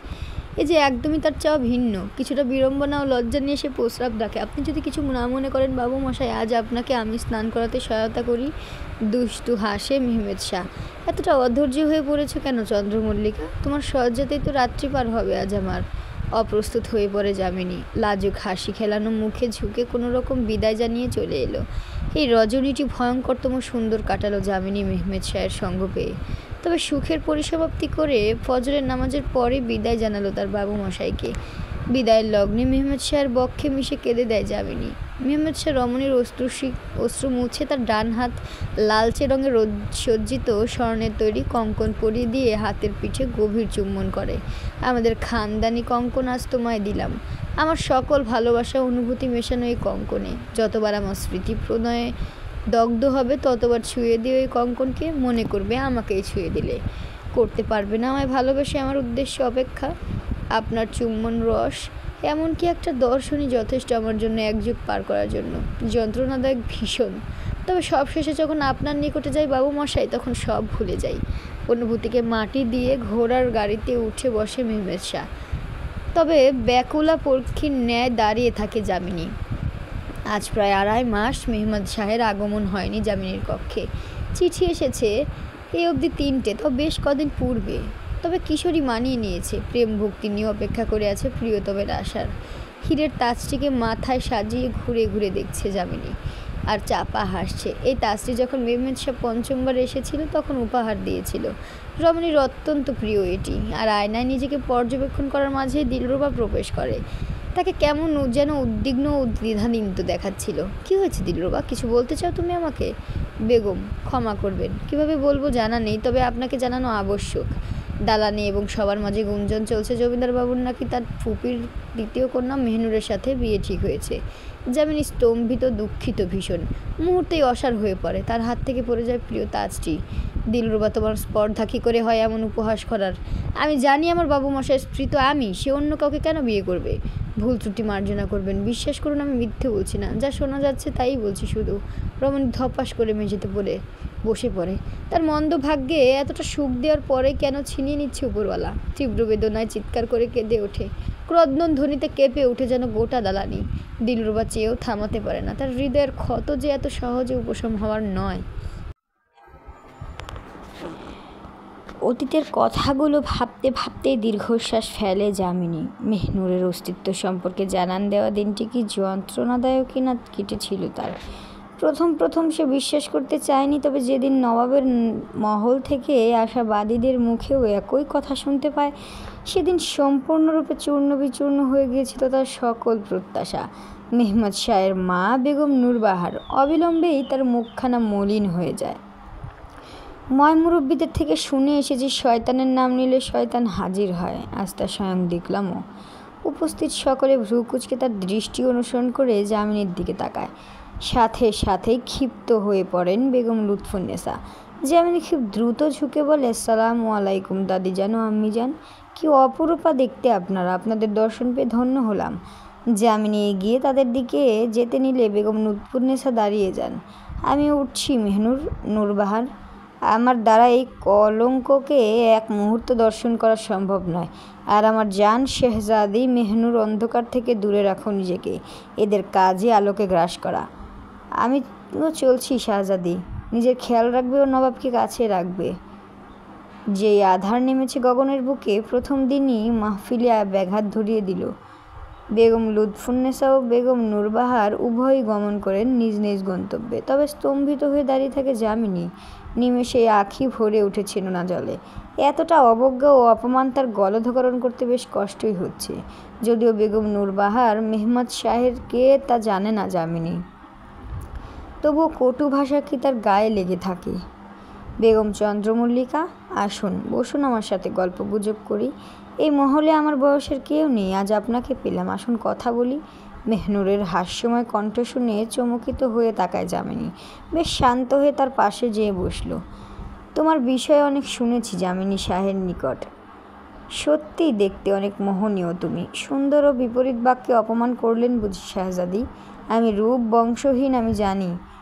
যেখানে সবাই আমাকে আধার ডাকে, সেখানে আপনার প্রশংসা পুরোটাই অমানানসই। নানিজানের কথা বলছো? তার কথায় মন খারাপ করো না, তিনি মানুষটা মন্দ নন। আসলে সবাই তো চায় নিজের ঘরের জন্য যোগ্য পুত্রবধূ আনতে। নানিজানও চাইতেন শাহের জন্য। তুমিই একমাত্র ভাবো তুমি নবাবের যোগ্য কিনা, শুধু ভাগ্য লিখনের জোরে পেয়ে বসেছ।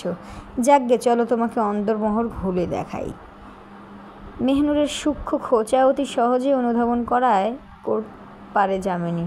যুবতীর নির্লজ্জভাবে হাসা দেখে তার হৃদয় তো বলছে কঠোর দুটো বাণী শুনিয়ে দিতে, তবে সে তা করল না, বরং খুব সৌজন্যতার সহিত প্রত্যাখ্যান করল তার প্রস্তাব। দুঃখিত শাহজাদি, আজ যেতে হবে, অন্য একদিন ইনশাআল্লাহ।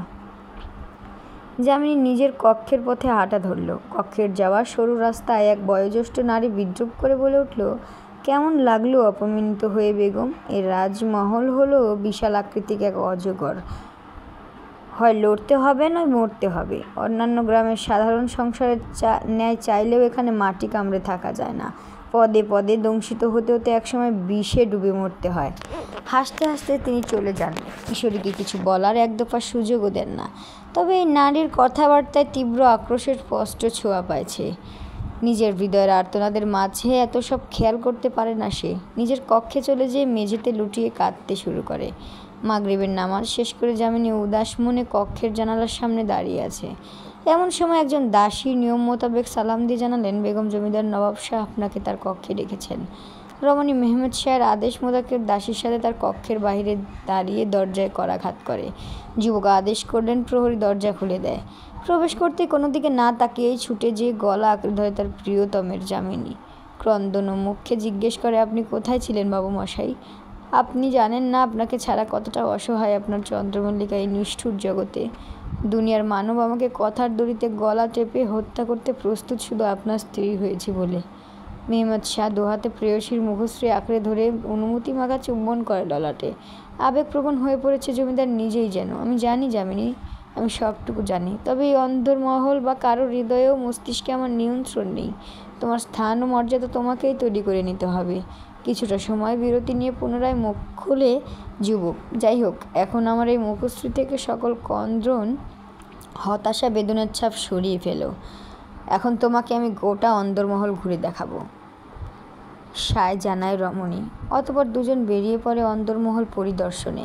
মেহমেদ শাহ একে একে অন্দরমহলের প্রতিটি কোণাকে পরিচিত করায় যামিনীর সাথে। অন্দরমহলের সাজসজ্জা ও আভিজাত্য দেখে কিশোরীর মনে হচ্ছে সে এক অনন্য জগতে পা রেখেছে। অন্দরমহল হলো নবাব বাড়ি তথা মহলের অভ্যন্তরের ও পিছনের ভাগ, যার বাগান ও বাহিরের সীমানা সম্মুখের অংশ থেকে পৃথক করা হয়েছে উঁচু দুটো দেয়াল দ্বারা এবং মহল থেকে বিভক্ত করা হয়েছে 3টি প্রকাশ্য বেশ কিছু গোপন দরজার দ্বারা। বিরাট আকার আঙিনা, বাগান, বাঁ দিকে দুটো পুকুর ও একপাশে মহল থেকে আলাদা করে গড়ে তোলা হয়েছে 2 কক্ষের একটি রঙ্গালয়। যাবতীয় সুযোগ সুবিধার ব্যবস্থা করা। যাত্রা শেষে যামিনী ও মেহমেদ শাহ তার কক্ষে ফিরে আসে। যুবক তার প্রেয়সীর হাত দুটো মুঠোয় নিয়ে প্রশ্ন করে, কেমন লাগলো তোমার নিজের বাস্তব ঠিকানা, মানে এই নবাব বাড়িকে কেমন লাগলো? আসলে কি আমার বাস্তব ঠিকানা এটা নবাব? তবে কেন আরেকজন নারীকে নিজের জীবনে জড়াচ্ছেন? এ বিষয়টি যে ছুরি হয়ে হৃদয়ে আঘাত করেছে আমার। তার আবেগঘন এই বচনে সেদিনের ন্যায় আজও ক্ষিপ্ত হয় মেহমেদ শাহ। দূরে সরে যায়। তোমাকে সেদিন কঠোরভাবে নিষেধ করা সত্ত্বেও তুমি পুনরায় আমার সিদ্ধান্তের কৈফিয়ত চাওয়ার দুঃসাহস করছো? কেমন অশিষ্টতা! চলে যাও আমার নজরের বাইরে। যামিনী ওড়নায় মুখশ্রী ঢেকে চাপা কাঁদতে কাঁদতে স্থান ত্যাগ করে। নিজের কক্ষে যেয়ে চিৎকার করে কাঁদতে শুরু করে। দিলরুবার সান্ত্বনা বাণীও শ্রবণগোচর হচ্ছে না আজ। এমন সময় দরজা খোলার শব্দ। দ্রুত নয়ন যুগনো কপল মুছে মেঝে থেকে উঠে দাঁড়ায় কিশোরী। চোখ উঠাতেই দেখতে পায় মোর্শেদা খাতুনকে। আসসালামু আলাইকুম আম্মাজান। তিনি এগিয়ে এসে মাথায় বাহুতে সান্ত্বনা দেওয়ার ভঙ্গিতে হস্ত রাখেন। চিবুক ধরে মুখ উঠিয়ে শোধান, অশ্রু লুকানোর প্রয়োজন নেই। আমার তো অশ্রু ও বেদনার সাথে আদিকাল থেকে সম্পর্ক। তবে নিজ অভিজ্ঞতা থেকে একটা উপদেশ দিতে পারি, এই কান্না আত্মচিকার সব বিফলে যাবে। সুতরাং নিজেকে আর ক্লান্ত করবে না চন্দ্রমল্লিকা। এই নবাব বাড়ির মানুষের সম্ভ্রম ও সম্পত্তি যত বিশাল, ততই ক্ষুদ্র তাদের শ্রবণ শক্তি। কিছুই তাদের কানে যাবে না। যামিনী ঠুকরে কেঁদে ওঠে। যতই হৃদয়কে বুঝাই আম্মাজান, হৃদয় যে আপনার পুত্রের প্রেমে ডুবে, কি করে মেনে নিবে তার ভাগ অন্য কাউকে নিতে দেখে? না চাইতেও যে অশ্রুবর্ষণ হয়ে যায়। শোনো চন্দ্রমল্লিকা, আমি ব্যর্থ হয়েছি এই জমিদারি নবাব বাড়ির খেলায়। তুমি ব্যর্থ হয়েও না, সবটা হারাবে। রুখে দাঁড়ানো শিখো। নিজের অস্তিত্ব শুধু থাকলেই হবে না, সবাইকে বোঝাতে হবে তুমিও আছো। বুদ্ধিমতির জন্য ইশারাই যথেষ্ট। আশা করি তোমার ক্ষেত্রেও তাই হবে। মনে রেখো, নবাব হতে শুধু রাজ্য জয় করলেই চলে, রাজত্ব ও মর্যাদা একাই আসে। কিন্তু মল্লিকা হতে হলে নবাবের হৃদয়, রাজ্য, রাজত্ব, কূটনীতি ও যোগ্যতা সবই অর্জন করা লাগে। তিনি বাঁকা হাসি দিয়ে মাথায় হাত বুলিয়ে দিয়ে চলে যান। যামিনী নিজের মাঝেই তার কথাগুলো বিশ্লেষণ করতে শুরু করে। ঈশার আজান পড়ে যায় তার বিচার বিশ্লেষণ করতে করতে। অতঃপর মুখশ্রীতে এক দৃঢ় হাসি ফুটে ওঠে। বিড়বিড়ায়, যা আমার তা আমারই থাকবে। নামাজ পড়ে উঠতেই দাসী উপস্থিত হয়। অনুমতি পেয়ে অভ্যন্তরে প্রবেশ করে। বেগম চন্দ্রমল্লিকা একটু বাদেই খাবারের সময়। নবাব উপস্থিত হবেন, আপনাকে ভোজনশালায় উপস্থিত থাকতে বলেছেন মোর্শেদা খাতুন। ঠিক আছে, তুমি যাও, আমি আসছি। রমণী কিছু একটা ভেবেই ভোজনশালায় যাওয়ার পূর্বে মেহমেদ শাহর কক্ষের দিকে যায়। নিকটে পৌঁছাতেই খেয়াল করে নবাব বেশ খানিক দূরে অবস্থিত একটি কক্ষে প্রবেশ করেছেন। পাশের এক দাসীকে ডেকে জিজ্ঞেস করতেই জানায় কক্ষটি মেহনুরের। অনতি বিলম্বেই চুপিসারে দরজার সম্মুখে যে আড়ি পাতার উদ্দেশ্যে দাঁড়ায় যাবেনি। প্রহরী তার আগমনের খবর উচ্চারণ করতে যাবে, তার পূর্বেই সে হৃদয়ের ভীতি ঢেকে তীব্র রাবান্বিত চাপা কণ্ঠে বলে ওঠে, একদম চুপ থাকো। তুমি জানো কে আমি? আমি নবাব মেহমেদ শাহর একমাত্র বিবাহিত স্ত্রী বেগম চন্দ্রমল্লিকা। মুখ খুললে তোমার এই হৃদয় দৃঢ়কায়ের থেকে গর্দানটা খুলে পড়তে সময় লাগবে না। তার উদ্দেশ্য সফল হয়। প্রহরীরা নিশ্চুপ থাকে। সে আবারও দরজায় কান বসায়। শুনতে পায় তার বাবু মশাই মেহনুরের উদ্দেশ্যে বলল, এই গোপন কথা যেন তোমার আমার মাঝেই স্থির থাকে শাহজাদি। এর বিপরীতে আর কিছু হলে তার মূল্যও তোমায় দিতে হবে। আর যদি আমার কার্য ঠিকঠাক সম্পাদন তবে তুমি যেটা চাও সেটাই প্রাপ্তির খাতায় তুলব আমি। আপনি চিন্তা করবেন না শাহ, আপনার গোপন কথা আমারও গোপন কথা। ইনশাল্লাহ আপনি আমার দিকে হতাশ বা রাগান্বিত কিংবা ঘৃণার দৃষ্টিতে তাকানোর সুযোগ পাবেন না। তবে একটা কথা। হ্যাঁ বলো চন্দ্রপ্রভা। আপনি কথাগুলো যামিনীকে বলছেন না কেন? এতে তো তারই, এই নবাব বাড়িতে যার যার স্থান তাকে নিজেই অর্জন করে নিতে হয়, তাকেও তা করতে হবে, না হলে বিলীন হলে এটাই সত্য। এখন চলো ভোজনশালার দিকে যাওয়া যাক। আর সময় পেল না শেষ বাক্যটি শুনে, তড়িৎ গতিতে দূরে সরে গেল। দীর্ঘশ্বাস নির্গত হলো দেহ থেকে, তবে এবার আর সে কাঁদল না। তবে শ্রবণন্দ্রিয় প্রবেশ করা কথোপকথন নিয়ে ভাবনার আসর বসে সেও ভোজনশালার দিকে অগ্রসর হলো। দেখতে পেল নবাব পরিবারের সবাই খাবার সাজিয়ে রাখা চৌকির সম্মুখে বসে গল্প করতে ব্যস্ত। সেও নৈশব্দে যেয়ে বসলো নবাবের আসনের ডান দিকের আসনে। একটু ক্ষুণ্ণ দেখালো এবার উপস্থিত মানুষদের। একটু বাদেই প্রবেশ করলো মেহমদ শাহ ও মেহিনুর। সকলে উঠে দাঁড়িয়ে সালাম জানালো। বেগম নূরবাহার বলে উঠলেন, মাশাআল্লাহ, কি সুন্দর লাগছে আমার পুত্রকে মেহিনুরের সাথে। যেন চন্দ্রপ্রভা বস্তুতই এসে পড়েছে এমন নিজ সিংহের গায়ে। খাওয়া শুরু করা যাক, বিসমিল্লাহ। নৈশব্দে ভোজন শুরু করলো উপস্থিত সকালে। নানা পদের খাদ্য, যামিনী চেয়েও স্বাদ নিতে পারছে না কিছুর। থালায় বিদ্যমান খাবার নড়াচড়া করেই যাচ্ছে শুধু। বেগম লুৎফুন্নেসা খাওয়ায় খানিক মুহূর্তের বিরতি দিয়ে আদেশ করে ওঠেন মেহমেদ শাহকে, তোমার কাল 4 দিনের জন্য শহরে যেতে হবে মেহমেদ। জরুরিও দরকার পড়েছে ব্যবসার কাজের। তুমি নিজে না যে দখল দেখলে চলবে না। এই বচন কর্ণগোচর হতে দেহ শীতল হয়ে পড়ে যামিনীর। তবে কি তার বাবু মশাইয়ের অনুপস্থিতিতে তার সাথে ভয়ঙ্কর কিছু করেই তাকে তাড়ানোর পরিকল্পনা করেছেন দাদিজান? নিশুতি রাত্রি দিলরুবা যামিনীর সিক্ত চুলগুলো অতি যত্নের সাথে শুকিয়ে দিচ্ছে ধোয়ার সহায়তায়। রাত্রির নীরবতা গ্রাস হয়ে ঠক ঠক শব্দে চমকে উঠে যামিনী। নিজের কোমরে শাড়ির বাজে গুজে রাখা ছোট্ট চুড়িটা হাতে চেপে ধরে দিলরুবাকে ইশারা করে দরজা খোলার জন্য। দরজা খুলে দিলরুবা হেলে দুলে প্রবেশ করেন সে অপরিচিত মাস বয়সী নারী। কী গো কন্যা, ভীতিগ্রস্ত হয়েছিলে নাকি? অর্ধরাত্রিতে কারো আসার শব্দ পেয়ে হো হো করে হেসে ওঠেন তিনি। বেশ কাছাকাছিও এসে পড়েন কিশোরীর। তার গা থেকে নির্গত লাগাম ছাড়া দুর্গন্ধের সহ্য করতে না পেরে পিছিয়ে যান যামিনী। দিলরুবা বলে ওঠে, আদব বজায় রাখুন, বেগম থেকে দূরত্ব বজায় রেখে কথা বলুন। যে পেল না শেরপুর জমিদারি সে আবার হবে জমিদারনি? ভালোই রসিকতা করতে পারো দাসী। কী চান আপনি আমার রেকর্ড? কেন এসেছেন এখানে? বের হন, না হলে আমি প্রহরীদের ডাকতে বাধ্য হব। দমিত ভয় নিয়ে চোখ রাঙায় যামিনী। তাতেও যেন দমান নয় নারী, বরং একদম নিকটে যে ফিসফিসে সুধায় আমার সব শেষ করে দিয়েছে এই নবাব বাড়ি। বাকি রেখেছে শুধু রহস্য হৃদয়ে গেঁথে রাখা আমাকে। ডাকো কাকে ডাকার, আমি গুলবাহার হাতুন। অমাবস্যার ওই কাল রাত্রি আমি যাকে সমাপ্ত করতেও কেউ তার সম্মুখে আসতে চায় না। তোমাকে পোড়াতে আমার বেশ লাগে, মনে হয় যন্ত্রণা ভাগাভাগি করছি। কন্যা, জমিদারি চাইলে জমিদারকে খুশি রাখা, আর জমিদার চাইলে জমিদারিকে যথার্থ রাখা আবশ্যক। আজ পূর্ণিমার এই রজনীতে শাহের কক্ষ যে শূন্য রেখেছ, না যে অন্য কেউ পূর্ণ করছে কিনা তাও চিন্তা চেতনায় রেখো। গুলবাহার হাতুন তার মতোই একই পদ্মে হেরে দুলে চলে যান। যামিনী তার যাওয়ার পানে তাকে দিলরুবাকে প্রশ্ন করো, জানো কি এই নারী? না বেগম, এতটা সময় অন্দরমহলে ঘোরাঘুরি করেছি, ওনাকে মাত্র 2বার দেখলাম। ওনার বিষয়ে দাসীরাও কিছু জানে না, আর খাদিমরা মুখ খুলে না। আমার তো মনে হয় তিনি মানসিক বিকারগ্রস্ত মাতাল। মদের কি বাজে গন্ধই না আসছিল তার দেহ থেকে। আমি জানতে চাই ওনার পরিচয়। সাধারণ কেউ তো এতটা দুঃসাহসিকতা দেখাতে পারবে না। তুমি চেষ্টা করো জানার উনি কে। তবে উনি না বললেন তা নিয়ে তোমার কি মনে হয় দিলরুবা?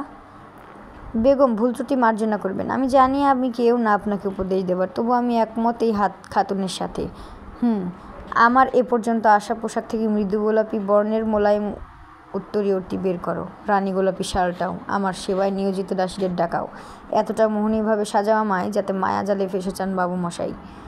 যামিনী অত্যন্ত মনোযোগ দিয়ে তৈরি করে নিজেকে তার বাবু মশাইয়ের জন্য। অতঃপর মাথা ওড়না ঢেকে দাসীদের সাথে অগ্রসর হয় মেহমেদ শাহের কক্ষের দিকে। মেহমেদ শাহ আগামীকাল শহরে যাওয়ার জন্য কাগজপত্র প্রস্তুত করতে ব্যস্ত। প্রহরী এসে জানান, জমিদার নবাব শাহ বেগম চন্দ্রমল্লিকা এসেছেন, আপনার সাথে সাক্ষাৎ করতে চাচ্ছেন তিনি। তাকে বলো আমি ব্যস্ত। বলতে বলতেই থেমে যায় যুবক। এই নারীটিকে কেন সে প্রত্যাখ্যান করতে পারে না প্রতিবারই? গোপনে দীর্ঘশ্বাস ফেলে প্রবেশ করার অনুমতি দেয়। দরজা খোলা হয়। ধীর পায়ে প্রবেশ করে রমণী। দরজা আটকানোর শব্দে মেহমেদ শাহ চোখ তুলে তাকান। তৎক্ষণাৎ নিজের গায়ের শাল ছেড়ে দেয় যামিনী। মেহমেদ শাহের নিকটে যে নতজানু হয়ে তার হাত দুটো ধরে আবেগপ্রবণ চাহনি নিক্ষেপ করে।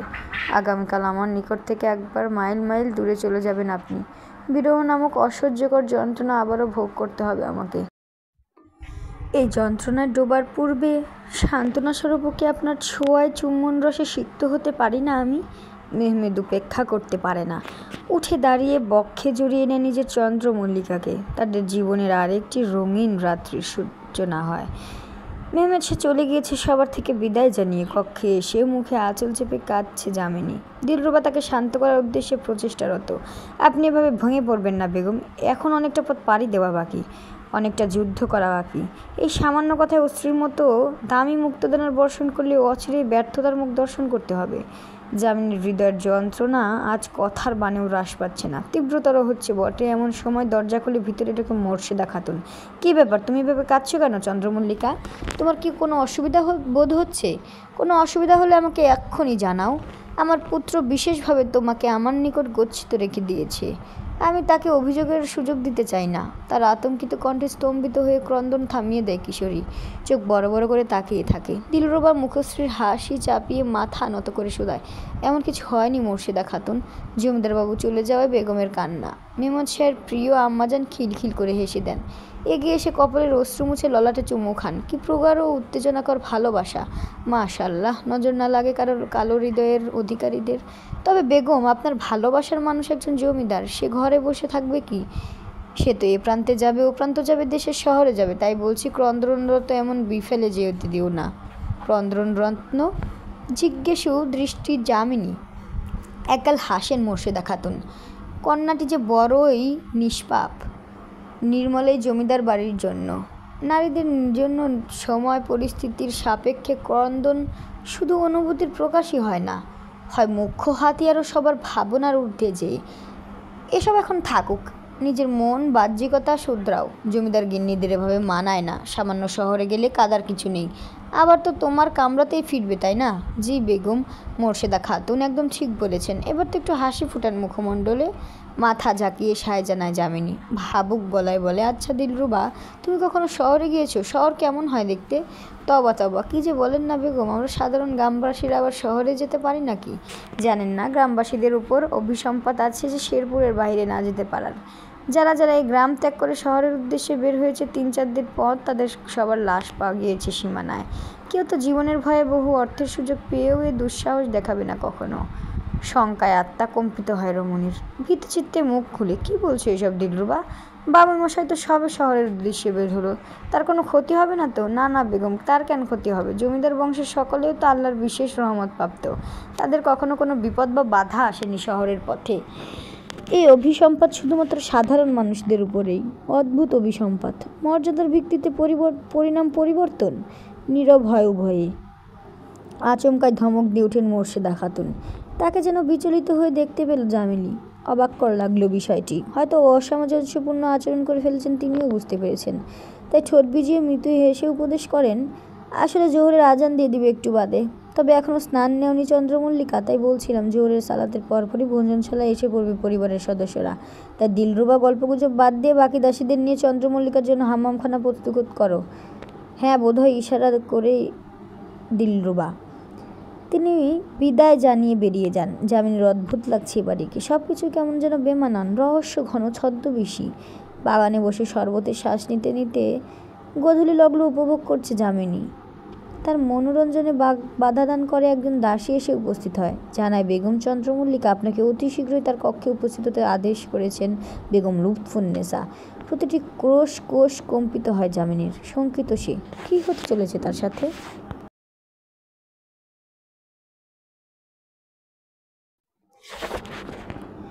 তীব্র ভীতি নিয়ে বেগম লুৎফুন্নেসার কক্ষের দুয়ারে এসে দাঁড়িয়েছে যামিনী। প্রহরী তাকে দেখে খবর দিতে কামরায় অভ্যন্তরে গমন করে। বেগম চন্দ্রমল্লিকা আপনাকে বেগম লুৎফুন্নেসা ভিতরে প্রবেশ করতে বলেছেন। দুয়ার খুলে দেওয়া হয়। দুরু দুরু কম্পিত হৃদয় নিয়ে কক্ষের গহীনে প্রবেশ করে যামিনী। কক্ষের থেকে একটি কাঠের দেয়ালের সহায়তায় পৃথককৃত পার্শ্বের নরম শিমুলতলার গদি ও বড় চৌপা আসবাব বসানো বৈঠকের সুবিধার্থেই হয়তো সেখান থেকে তাকে ডাক দিয়ে ওঠেন বেগম লুৎফুন্নেসা। চন্দ্রমল্লিকা, এদিকে আসো মেয়ে। যামিনী ধীর পদক্ষেপে অভিজাতিক চিহ্ন বহনকারী নারীটির সম্মুখে এসে দাঁড়ায়। জোরপূর্বক হাসি ফুটিয়ে ঝুঁকে বলে ওঠে, আসসালামু আলাইকুম দাদিজান, আপনি ডেকেছিলেন শুনলাম। ডেকেছিলাম অবশ্যই। কি করব বলো কন্যা, তুমি আমার পৌত্রের ললাতে লোপিত কলঙ্ক, এমন কলঙ্ক যা আমার সিংহ সাদরে গ্রহণ করেছে। যতই হোক, বিবাহ তো সম্পন্ন হয়েছে। এমন একটা পরিস্থিতি আমি চাইলেও এই কালিমা মুছতে পারবো না। যেহেতু আমার সিংহের স্ত্রী হয়েছে, ও এখানে থাকবে, তার সঙ্গ দিবে, সুস্বাস্থ্যবান উত্তম ও সুন্দর শাহজাদি ও শাহজাদাকে দুনিয়াতে আনবে। কিন্তু ভুলক্রমে ওই বাড়ির পুত্রবধূ কিংবা জমিদারনি হওয়ার স্বপ্ন বুনো না, অন্যথায় তোমার এই স্বপ্ন আমি আয়নায় ন্যায় ভেঙে চুরমার করে দেব। যামিনী নীরব, নত আঁখি অশ্রুতে টুইটুম্বুর। কি বলেছি বুঝতে পেরেছ কন্যা? আমার কিন্তু তোমার থেকে কোনো সমস্যা নেই। তুমি হিন্দুত্ব সংস্কৃতিতে বড় হয়েছো বা কৃষ্ণরঙা বা বংশ পরিচয়হীনা, তা নিয়ে আমার কোনো রূপ প্রশ্ন নেই। তোমার একটাই ত্রুটি, তোমার মাঝে ওই কূটনৈতিক শিক্ষা দীক্ষা, বুদ্ধি বিচক্ষণতা, দক্ষতা ও সম্ভ্রান্ততন্ত্র নেই, যা শেরপুরের জমিদারনি হতে প্রয়োজন। এবার চোখ উঠিয়ে বেগম লুৎফুন্নেসার পানে তাকায় যামিনী। হাঁটু গেড়ে বসে প্রশ্ন করে ওঠে, আমি যদি যোগ্য হয়ে উঠি দাদিজান, তবে কি পাবো না জমিদারনির মর্যাদা? সেটা সময় বলবে। যোগ্যতা অর্জন করা সহজ কথা নয়। এই জমিদারির সাথে অসংখ্য রহস্য মাটি চাপা পড়ে আছে, তাদের রক্ষা করতে হবে। আর রক্ষা করতে হলে জানতে হবে তোমায় যার জন্য বিশ্বাস অর্জন করা অত্যাবশ্যক। এখন যাও, তৈরি হয়ে নাও। আমাদের বংশের নিয়ম, নববিবাহিত বধূ গোটা গ্রামে খেজুর, নতুন চাল আর রাজকীয় বাসন নিজ হাতে বিলিয়ে দেয় গ্রামবাসীদের মাঝে। আয়েশা খাতুন, যে দেখো এসপি সাহেব হয়তো অপেক্ষারত অন্দরমহলের প্রবেশপথে, তাকে নিয়ে আসো। তড়িৎ গতিতে বেগম লুৎফুন্নেসার খাস বাদী ও অন্দরমহলের হিসাবরক্ষক আয়েশা খাতুন বেরিয়ে যান।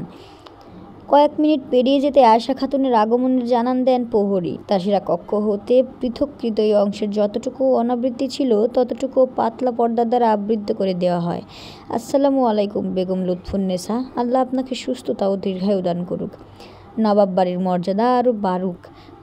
তোমাকে কেন ডাকা হয়েছে তা নিশ্চয়ই আমার চিঠির দ্বারাই বুঝতে পেরেছ। অনুষ্ঠানটি সঠিক ও সুষ্ঠুতার সাথে সম্পূর্ণ করার দায়িত্ব। কোনোরূপ অঘটন ঘটলে আমি তোমাকে দায়ী মনে করবো এসপি। বেগম লুৎফুন্নেসা, আপনি কোনো চিন্তা করবেন না, ভরসা করুন আমার এই ভৃত্যের উপর। আপনাকে একদণ্ড সুযোগ দিব না হতাশ হওয়ার। তুমি এখন যেতে পারো। এসপি সাহেব নৈশব্দে বের হয়ে যান। বেগম লুৎফুন্নেসা যামিনীকেও তৈরি হওয়ার তাগিদ দিলে সেও বেরিয়ে যায়। জমকালো কাজের আলখাল্লা পরানো হয় তাকে। নিকাবের আড়ালে ঢেকে যায় তার মুখশ্রী, মাথায় পরানো জমিদার মেহমদ শাহের দেওয়া জমিদারনির মুকুট।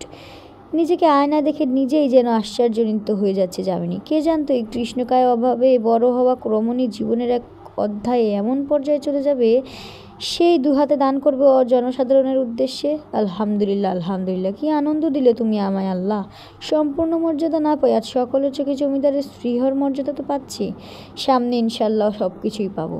মনে মনে আল্লাহকে বারবার শুকরিয়া জানাচ্ছে রমণী। তবে সে আদৌ জানে তার উদ্দেশ্যে অপেক্ষারত পরিস্থিতি মঙ্গলকর না অমঙ্গলকর?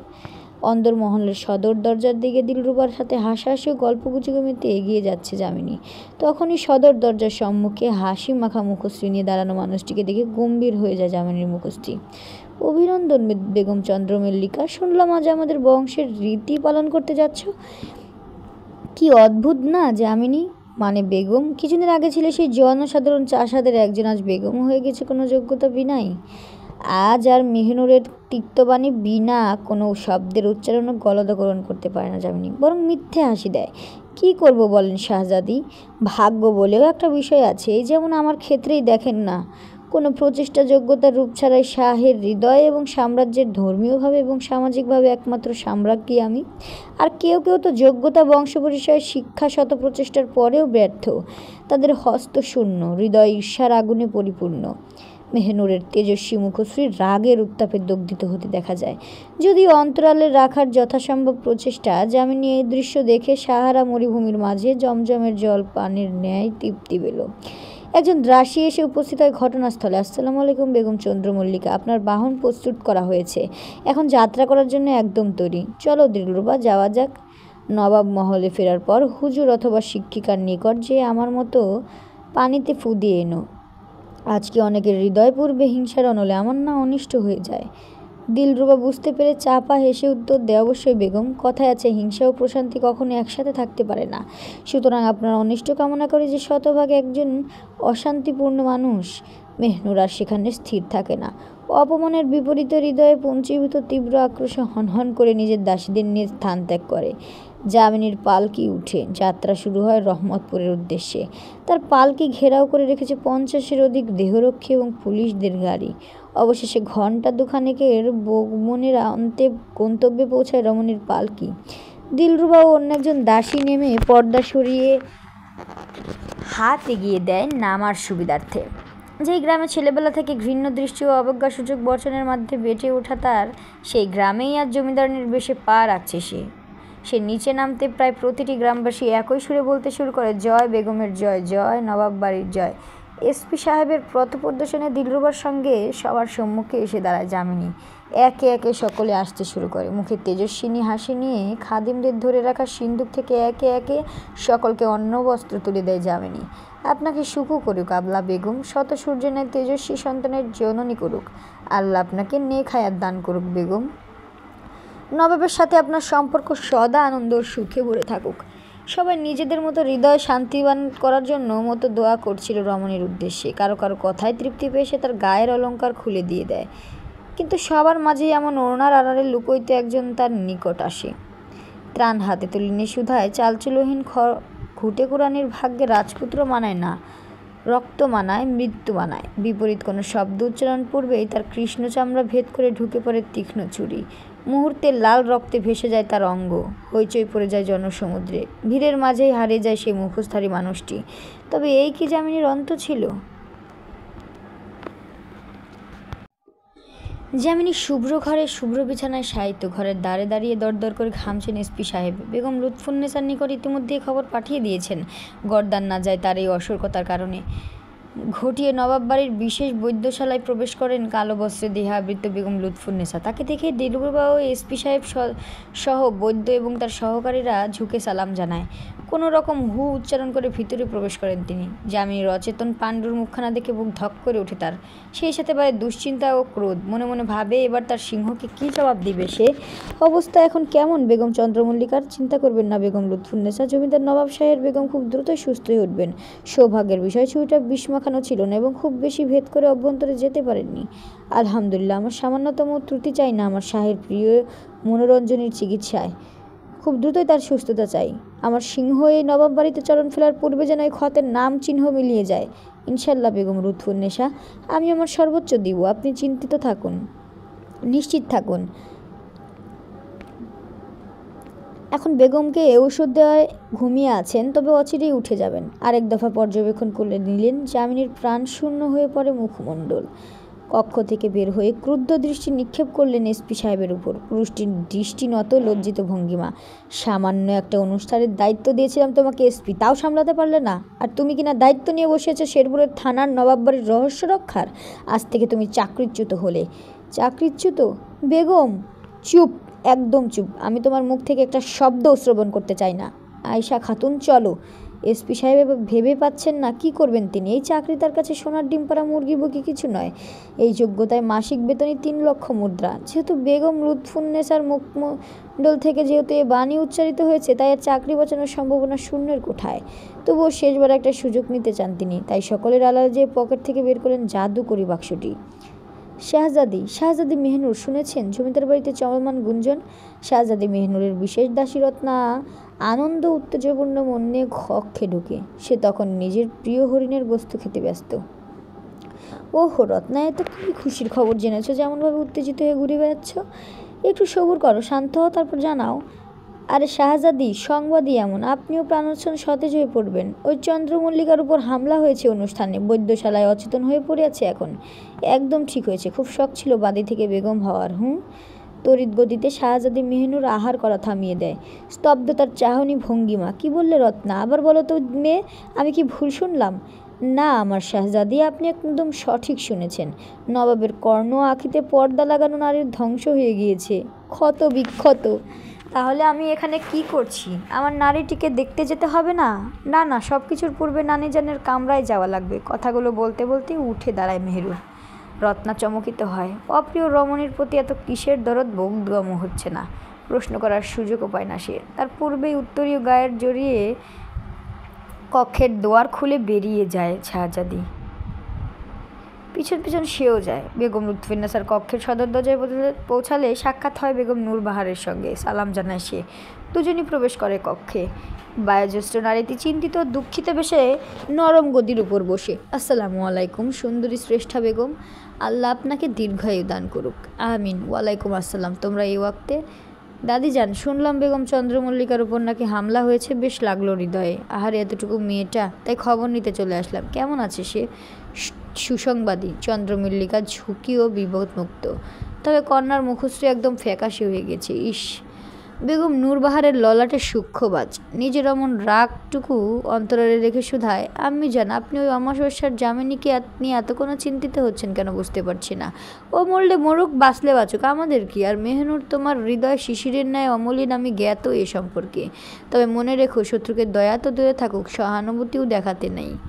বেগম লুৎফুন্নেসা নিজের অধর ভেজায়। ক্ষিপ্ত ভঙ্গিমায় তাকায় পুত্রবধূর পানে। তোমার এত বড় স্পর্ধা, তুমি আমাকে প্রশ্ন করো এই ক্ষণে তোমার ওই দুপশার পিতার নিকট ফেলে আসার ক্ষমতা রাখি আমি, তাকে ভুলে বসেছো? না না আমি যেন, আপনি মনে কষ্ট নেবেন না, আমি দুঃখিত, আমার ভুল হয়েছে। আমি শুধু কৌতূহলী হয়ে। আমার চেয়ে অধিক বুঝতে এসো না, অনেক বেশি আঘাত পাবে। চন্দ্রমল্লিকার যাই হোক, তবে আমার সিংহেরও অতি প্রিয়। তার উপর একটা আঘাত পড়বে, আমাদের উপর 10টা প্রশ্ন মেহমাদের হ্রাস পাবে বিশ্বাস। কারণ শুধু মেহমাদ নয়, এই নবাব বাড়ির প্রতিটি মানব জ্ঞাত আমাদের চন্দ্রমল্লিকাকে না মেনে নেওয়া সম্পর্কে।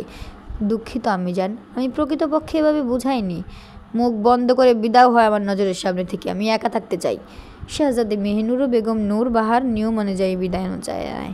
কক্ষ ত্যাগ করতেই ফোঁস করে এক শ্বাস ফেলেন বেগম লুৎফুন্নেসা। বীরবিরান, তোমরা বুঝবে না ওই কন্যার মাঝে কী আছে, বুঝবে না। যামিনীর চোখের সম্মুখে ধীরে ধীরে আলোর উন্মোচন ঘটে। সর্বপ্রথম যে মুখশ্রীতি দেখতে পায় তা হলো দিলরুবার। বেগম, আপনি ঠিক আছেন তো? কিছু লাগবে আপনার? আমি বেঁচে আছি, তবে ফিরতে পেরেছি আমার বাবু মশাইয়ের দুনিয়াতে। হ্যাঁ পেরেছো আমার সোনামুখী রানী, আমার চন্দ্রমল্লিকা, যার খুশবুতে আমার প্রাণের বাস, সে ফিরে না এসে থাকতে পারে? হুট করে মেহমাদ শাহের কণ্ঠ শুনে বহু কষ্টে আশেপাশে তাকায় সে, কিন্তু কোথাও নেই প্রিয় মানুষটি। তখনই নজর স্থির হয় তার কানের নিকটে বিদ্যমান যন্ত্রটির দিকে। বিস্মিত নয়নে তাকিয়ে থাকে শুধু। যামিনী চিনে এই যন্ত্রটিকে। টেলিফোন, যা গোটা শেরপুরে শুধুমাত্র ডাকঘর ও থানাতেই বিদ্যমান। ওই গ্রামের মোটামুটি অবস্থাপন্ন ঠাকুর মশাই কত চেষ্টা করে ব্যর্থ হয় টেলিফোন রাখার অনুমতি পেতে। ডাকঘরে কি চড়া খরচই না হয় একমাত্র কল করতেই। তবে টেলিফোন এখানে কি করে? জিজ্ঞেসু দৃষ্টিতে তাকাতেই দিলরুবা মুচকি হাসির সহিত উত্তর দেয়, জমিদারবাবু বিশেষভাবে আপনার জন্য ওই নবাব বাড়ির বৈদ্যশালায় টেলিফোন ও তার সংযোগ ব্যবস্থা করেছেন। এই বচন শুনে যামিনীর যেমন অন্তরাত্মা শীতল হয়ে পড়ে, তেমনই অতীতের কিছু বিষাক্ত স্মৃতি তারা দংশিতও হয়। সে সবার খুব অপ্রিয় থাকলেও নানুর অত্যন্ত আদুরে ছিল, মামাতো বোনদের তুলনায় অধিক বটে। তখন কিশোরী বড়জোর 4-5 বছরের হবে। নানু কাজের খোঁজে রহমতপুর গ্রাম ত্যাগ করে গেলেন শেরপুরের আরেক গ্রাম পিরোজপুর। একদিন পার হয়, দুদিন পার হয়, সে কি অস্থিরতা! মামা মামির নিকট নানুর খবর জানতে চাইতে পাত্তা দেয় না। অবশেষে পাশের বাড়ির শুভ্রা কাকিমা জানান পাশের গ্রামে আছেন নানু। কারো মুখ থেকে তখন জ্ঞাত হয় ডাকঘরের এই জাদুকরি যন্ত্রটির বিষয়ে। অনেক কষ্টে 4 আনা জোগাড় করে ডাকঘরের কাকুর নিকট যায়। এই অল্প পয়সার দরুন টেলিফোনের ব্যবহার তো করতেই পারেনি, বরং তাচ্ছিল্য করে ঘাড় ধাক্কা দিয়ে তাড়িয়ে দিয়েছিল বটে। কি হলো চন্দ্রমল্লিকা, কথা বলছো না কেন? খারাপ লাগছে? চন্দ্রমল্লিকা! ঘোর ভঙ্গ হয় যামিনীর। মেহমাদ শাহ একাধারে ডেকেই যাচ্ছে তাকে। চোখের কোণে পুঞ্জীভূত অশ্রুতি মুছে নেয়। আমার মন্দ থাকাতে বুঝি আপনারও কিছু আসে যায় বাবু মশাই? এও সম্ভব? আমি হলাম কিনা সামান্য এক মনোরঞ্জনকারী, স্ত্রীর তকমা লাগানো মাত্র। রমণীর মনে হলো মেহমাদ শাহ টেলিফোনের ওপারেই যেন হাসলো। সেই পরিচিত নিস্তব্ধ স্নিগ্ধ হাসি এঁটে গেল তার মুখশ্রীতে। আপনি হাসছেন? আমার বেদনা দুঃখ আক্ষেপ আপনাকে আনন্দে দেয় বুঝি? আমার প্রিয় বাচ্চা হরিণীটির অভিমানী কণ্ঠ এতটাই হৃদয় শীতলকারক যে হাসি ফুটেই ওঠে। তুমি আমার স্ত্রী, শুধু স্ত্রী না চন্দ্রমল্লিকা, আমার জমিদারনী ও বেগম। তুমি আমার প্রিয় সেই ফুলটি যার সুবাসে আমার প্রাণের বাস, আমার বাস। যুবকের প্রেমময় বাণীতে মুহূর্তে গলিত অভিমানীর হায় যামিনীর অভিমানের বরফ। মেঘের আড়াল থেকে চাঁদ যেভাবে একটু একটু করে স্ফুরিত হয়, তেমন ভাবেই দীপ্তিময় হতে শুরু করে তার মুখশ্রী। ভালোবাসি বাবু মশাই, অনেক ভালোবাসি। তাড়াতাড়ি এসে পড়ুন না আমার নিকটে, আগলে রাখবো বাবু মশাই আপনাকে, আমার বক্ষে, আমার অনুরাগে। অতি শীঘ্রই ফিরব চন্দ্রমল্লিকা, ততদিন নিজের যত্ন নাও। আমি তোমার চেহারার চিনির একটি দানা পরিমাণও মলিনতা দেখতে চাই না। কথা শেষ হয় তাদের। কল কেটে দিয়ে বুকে জড়িয়ে রাখা টেলিফোনের কথা শোনার বলার অংশ তথা হ্যান্ডসেটটি। শেহজাদী মেহনুর আয়নার সম্মুখে বসে নিজের গোছানো সোনালি চুলের যুক্ত কালো কেশকে আরও সুন্দরভাবে গুছিয়ে নিচ্ছে। তার খাসবাদী রত্না আর চোখে বিষয়টি পর্যবেক্ষণ করছে। কিছু বলবে রত্না? হুট করে তার দিকে মুখ ঘোরায় মেহনুর। রমণীরা আচমকা বাণীতে চমকিত হয় রত্না যত দ্রুত সম্ভব নজর ঝুঁকিয়ে ফেলে। ইস্তস্ততভাবে শুধায়, আসলে শেহজাদী, আপনার বেগম চন্দ্রমল্লিকাকে নিয়ে চিন্তিত হওয়ার অর্থ বুঝলাম না। তিনি তো আমরা প্রতিপক্ষ, শত্রু। কেদারা থেকে উঠে দাঁড়ায় শাহজাদি। আভিজাত্যের ভঙ্গিমায় এগিয়ে আসে রত্নার দিকে। শান্ত কুটিল চাহনি তার। এত চিন্তা শক্তি, বিচক্ষণতা, কুটিলতা যদি তোমার মাঝে থাকতো তবে তুমিই না শাহজাদি হতে, অথবা তা না হলেও নিজের জায়গা করে নিতে এই মহলে। এই গোটা নবাববাড়ি জানে চন্দ্রমল্লিকার প্রতিপক্ষ আমি। নানি যান কখনোই নিজের নীতির বিরুদ্ধে যে নির্দোষ এক নারীকে আঘাত করবেন না। তাকে এবং আমাকে ছাড়া এই কার্য সম্পাদনের ক্ষমতা ও উদ্দেশ্য কারও নেই। আরও একটা কথা হলো, জমিদারি ও জমিদারের হৃদয় চাইলে প্রজা ও জমিদারের চোখে শ্রেষ্ঠ থাকা অতি আবশ্যকীয়। আমি নিজের এই সামান্যতম সময় ও পদক্ষেপের দ্বারাই তাই করেছি। বাহ বাহ, এই না হলে আমার পুত্রের যোগ্যবধূ! কি বুদ্ধি, কি তেজ, কি রূপ! মাশাআল্লাহ, যেন নজর না লাগে কারো। কথাগুলো উচ্চারণ করতে করতে কক্ষে প্রবেশ করেন বেগম নূরবাহার। তিনি মূলত শাহজাদি মেহনুরের সঙ্গে জামিনের বিষয়ে আলোচনা করতে এসেছিলেন। এখানে এসে কক্ষের দরজার কাছাকাছি আসতে মেহনুরের কণ্ঠস্বর শ্রবণগত হয়। নিশ্চুপ হয়ে সবটা জানতে স্থির হন তিনি। মামিজান, আপনি? কোনো প্রয়োজন হলে আমাকে ডাকতেন। আপনার সেবায় তো আমি সর্বক্ষণ নিয়োজিত। কি আদব আর শিক্ষা আমার চন্দ্রিমান নূরের! আমি তো কি না কি ভেবে বসেছিলাম। এই নবাব বাড়িতে নিজের জায়গা রাখতে হলে জাহান্নামের ন্যায় নির্দয়ার সরিষার দানা পরিমাণ দয়া থাকতে হবে। আমার চাঁদনি কন্যা তো আমার চেয়েও বুঝদার। একদম নিজের নানি যান বেগম লুৎফুন্নেসার ন্যায় হয়েছ বুদ্ধি, কুটিলতা, সৌন্দর্যে। জাযাকাল্লাহ খায়রান মামিজান, অনেক অনেক ধন্যবাদ আপনাকে। সব আপনাদেরই দোয়া।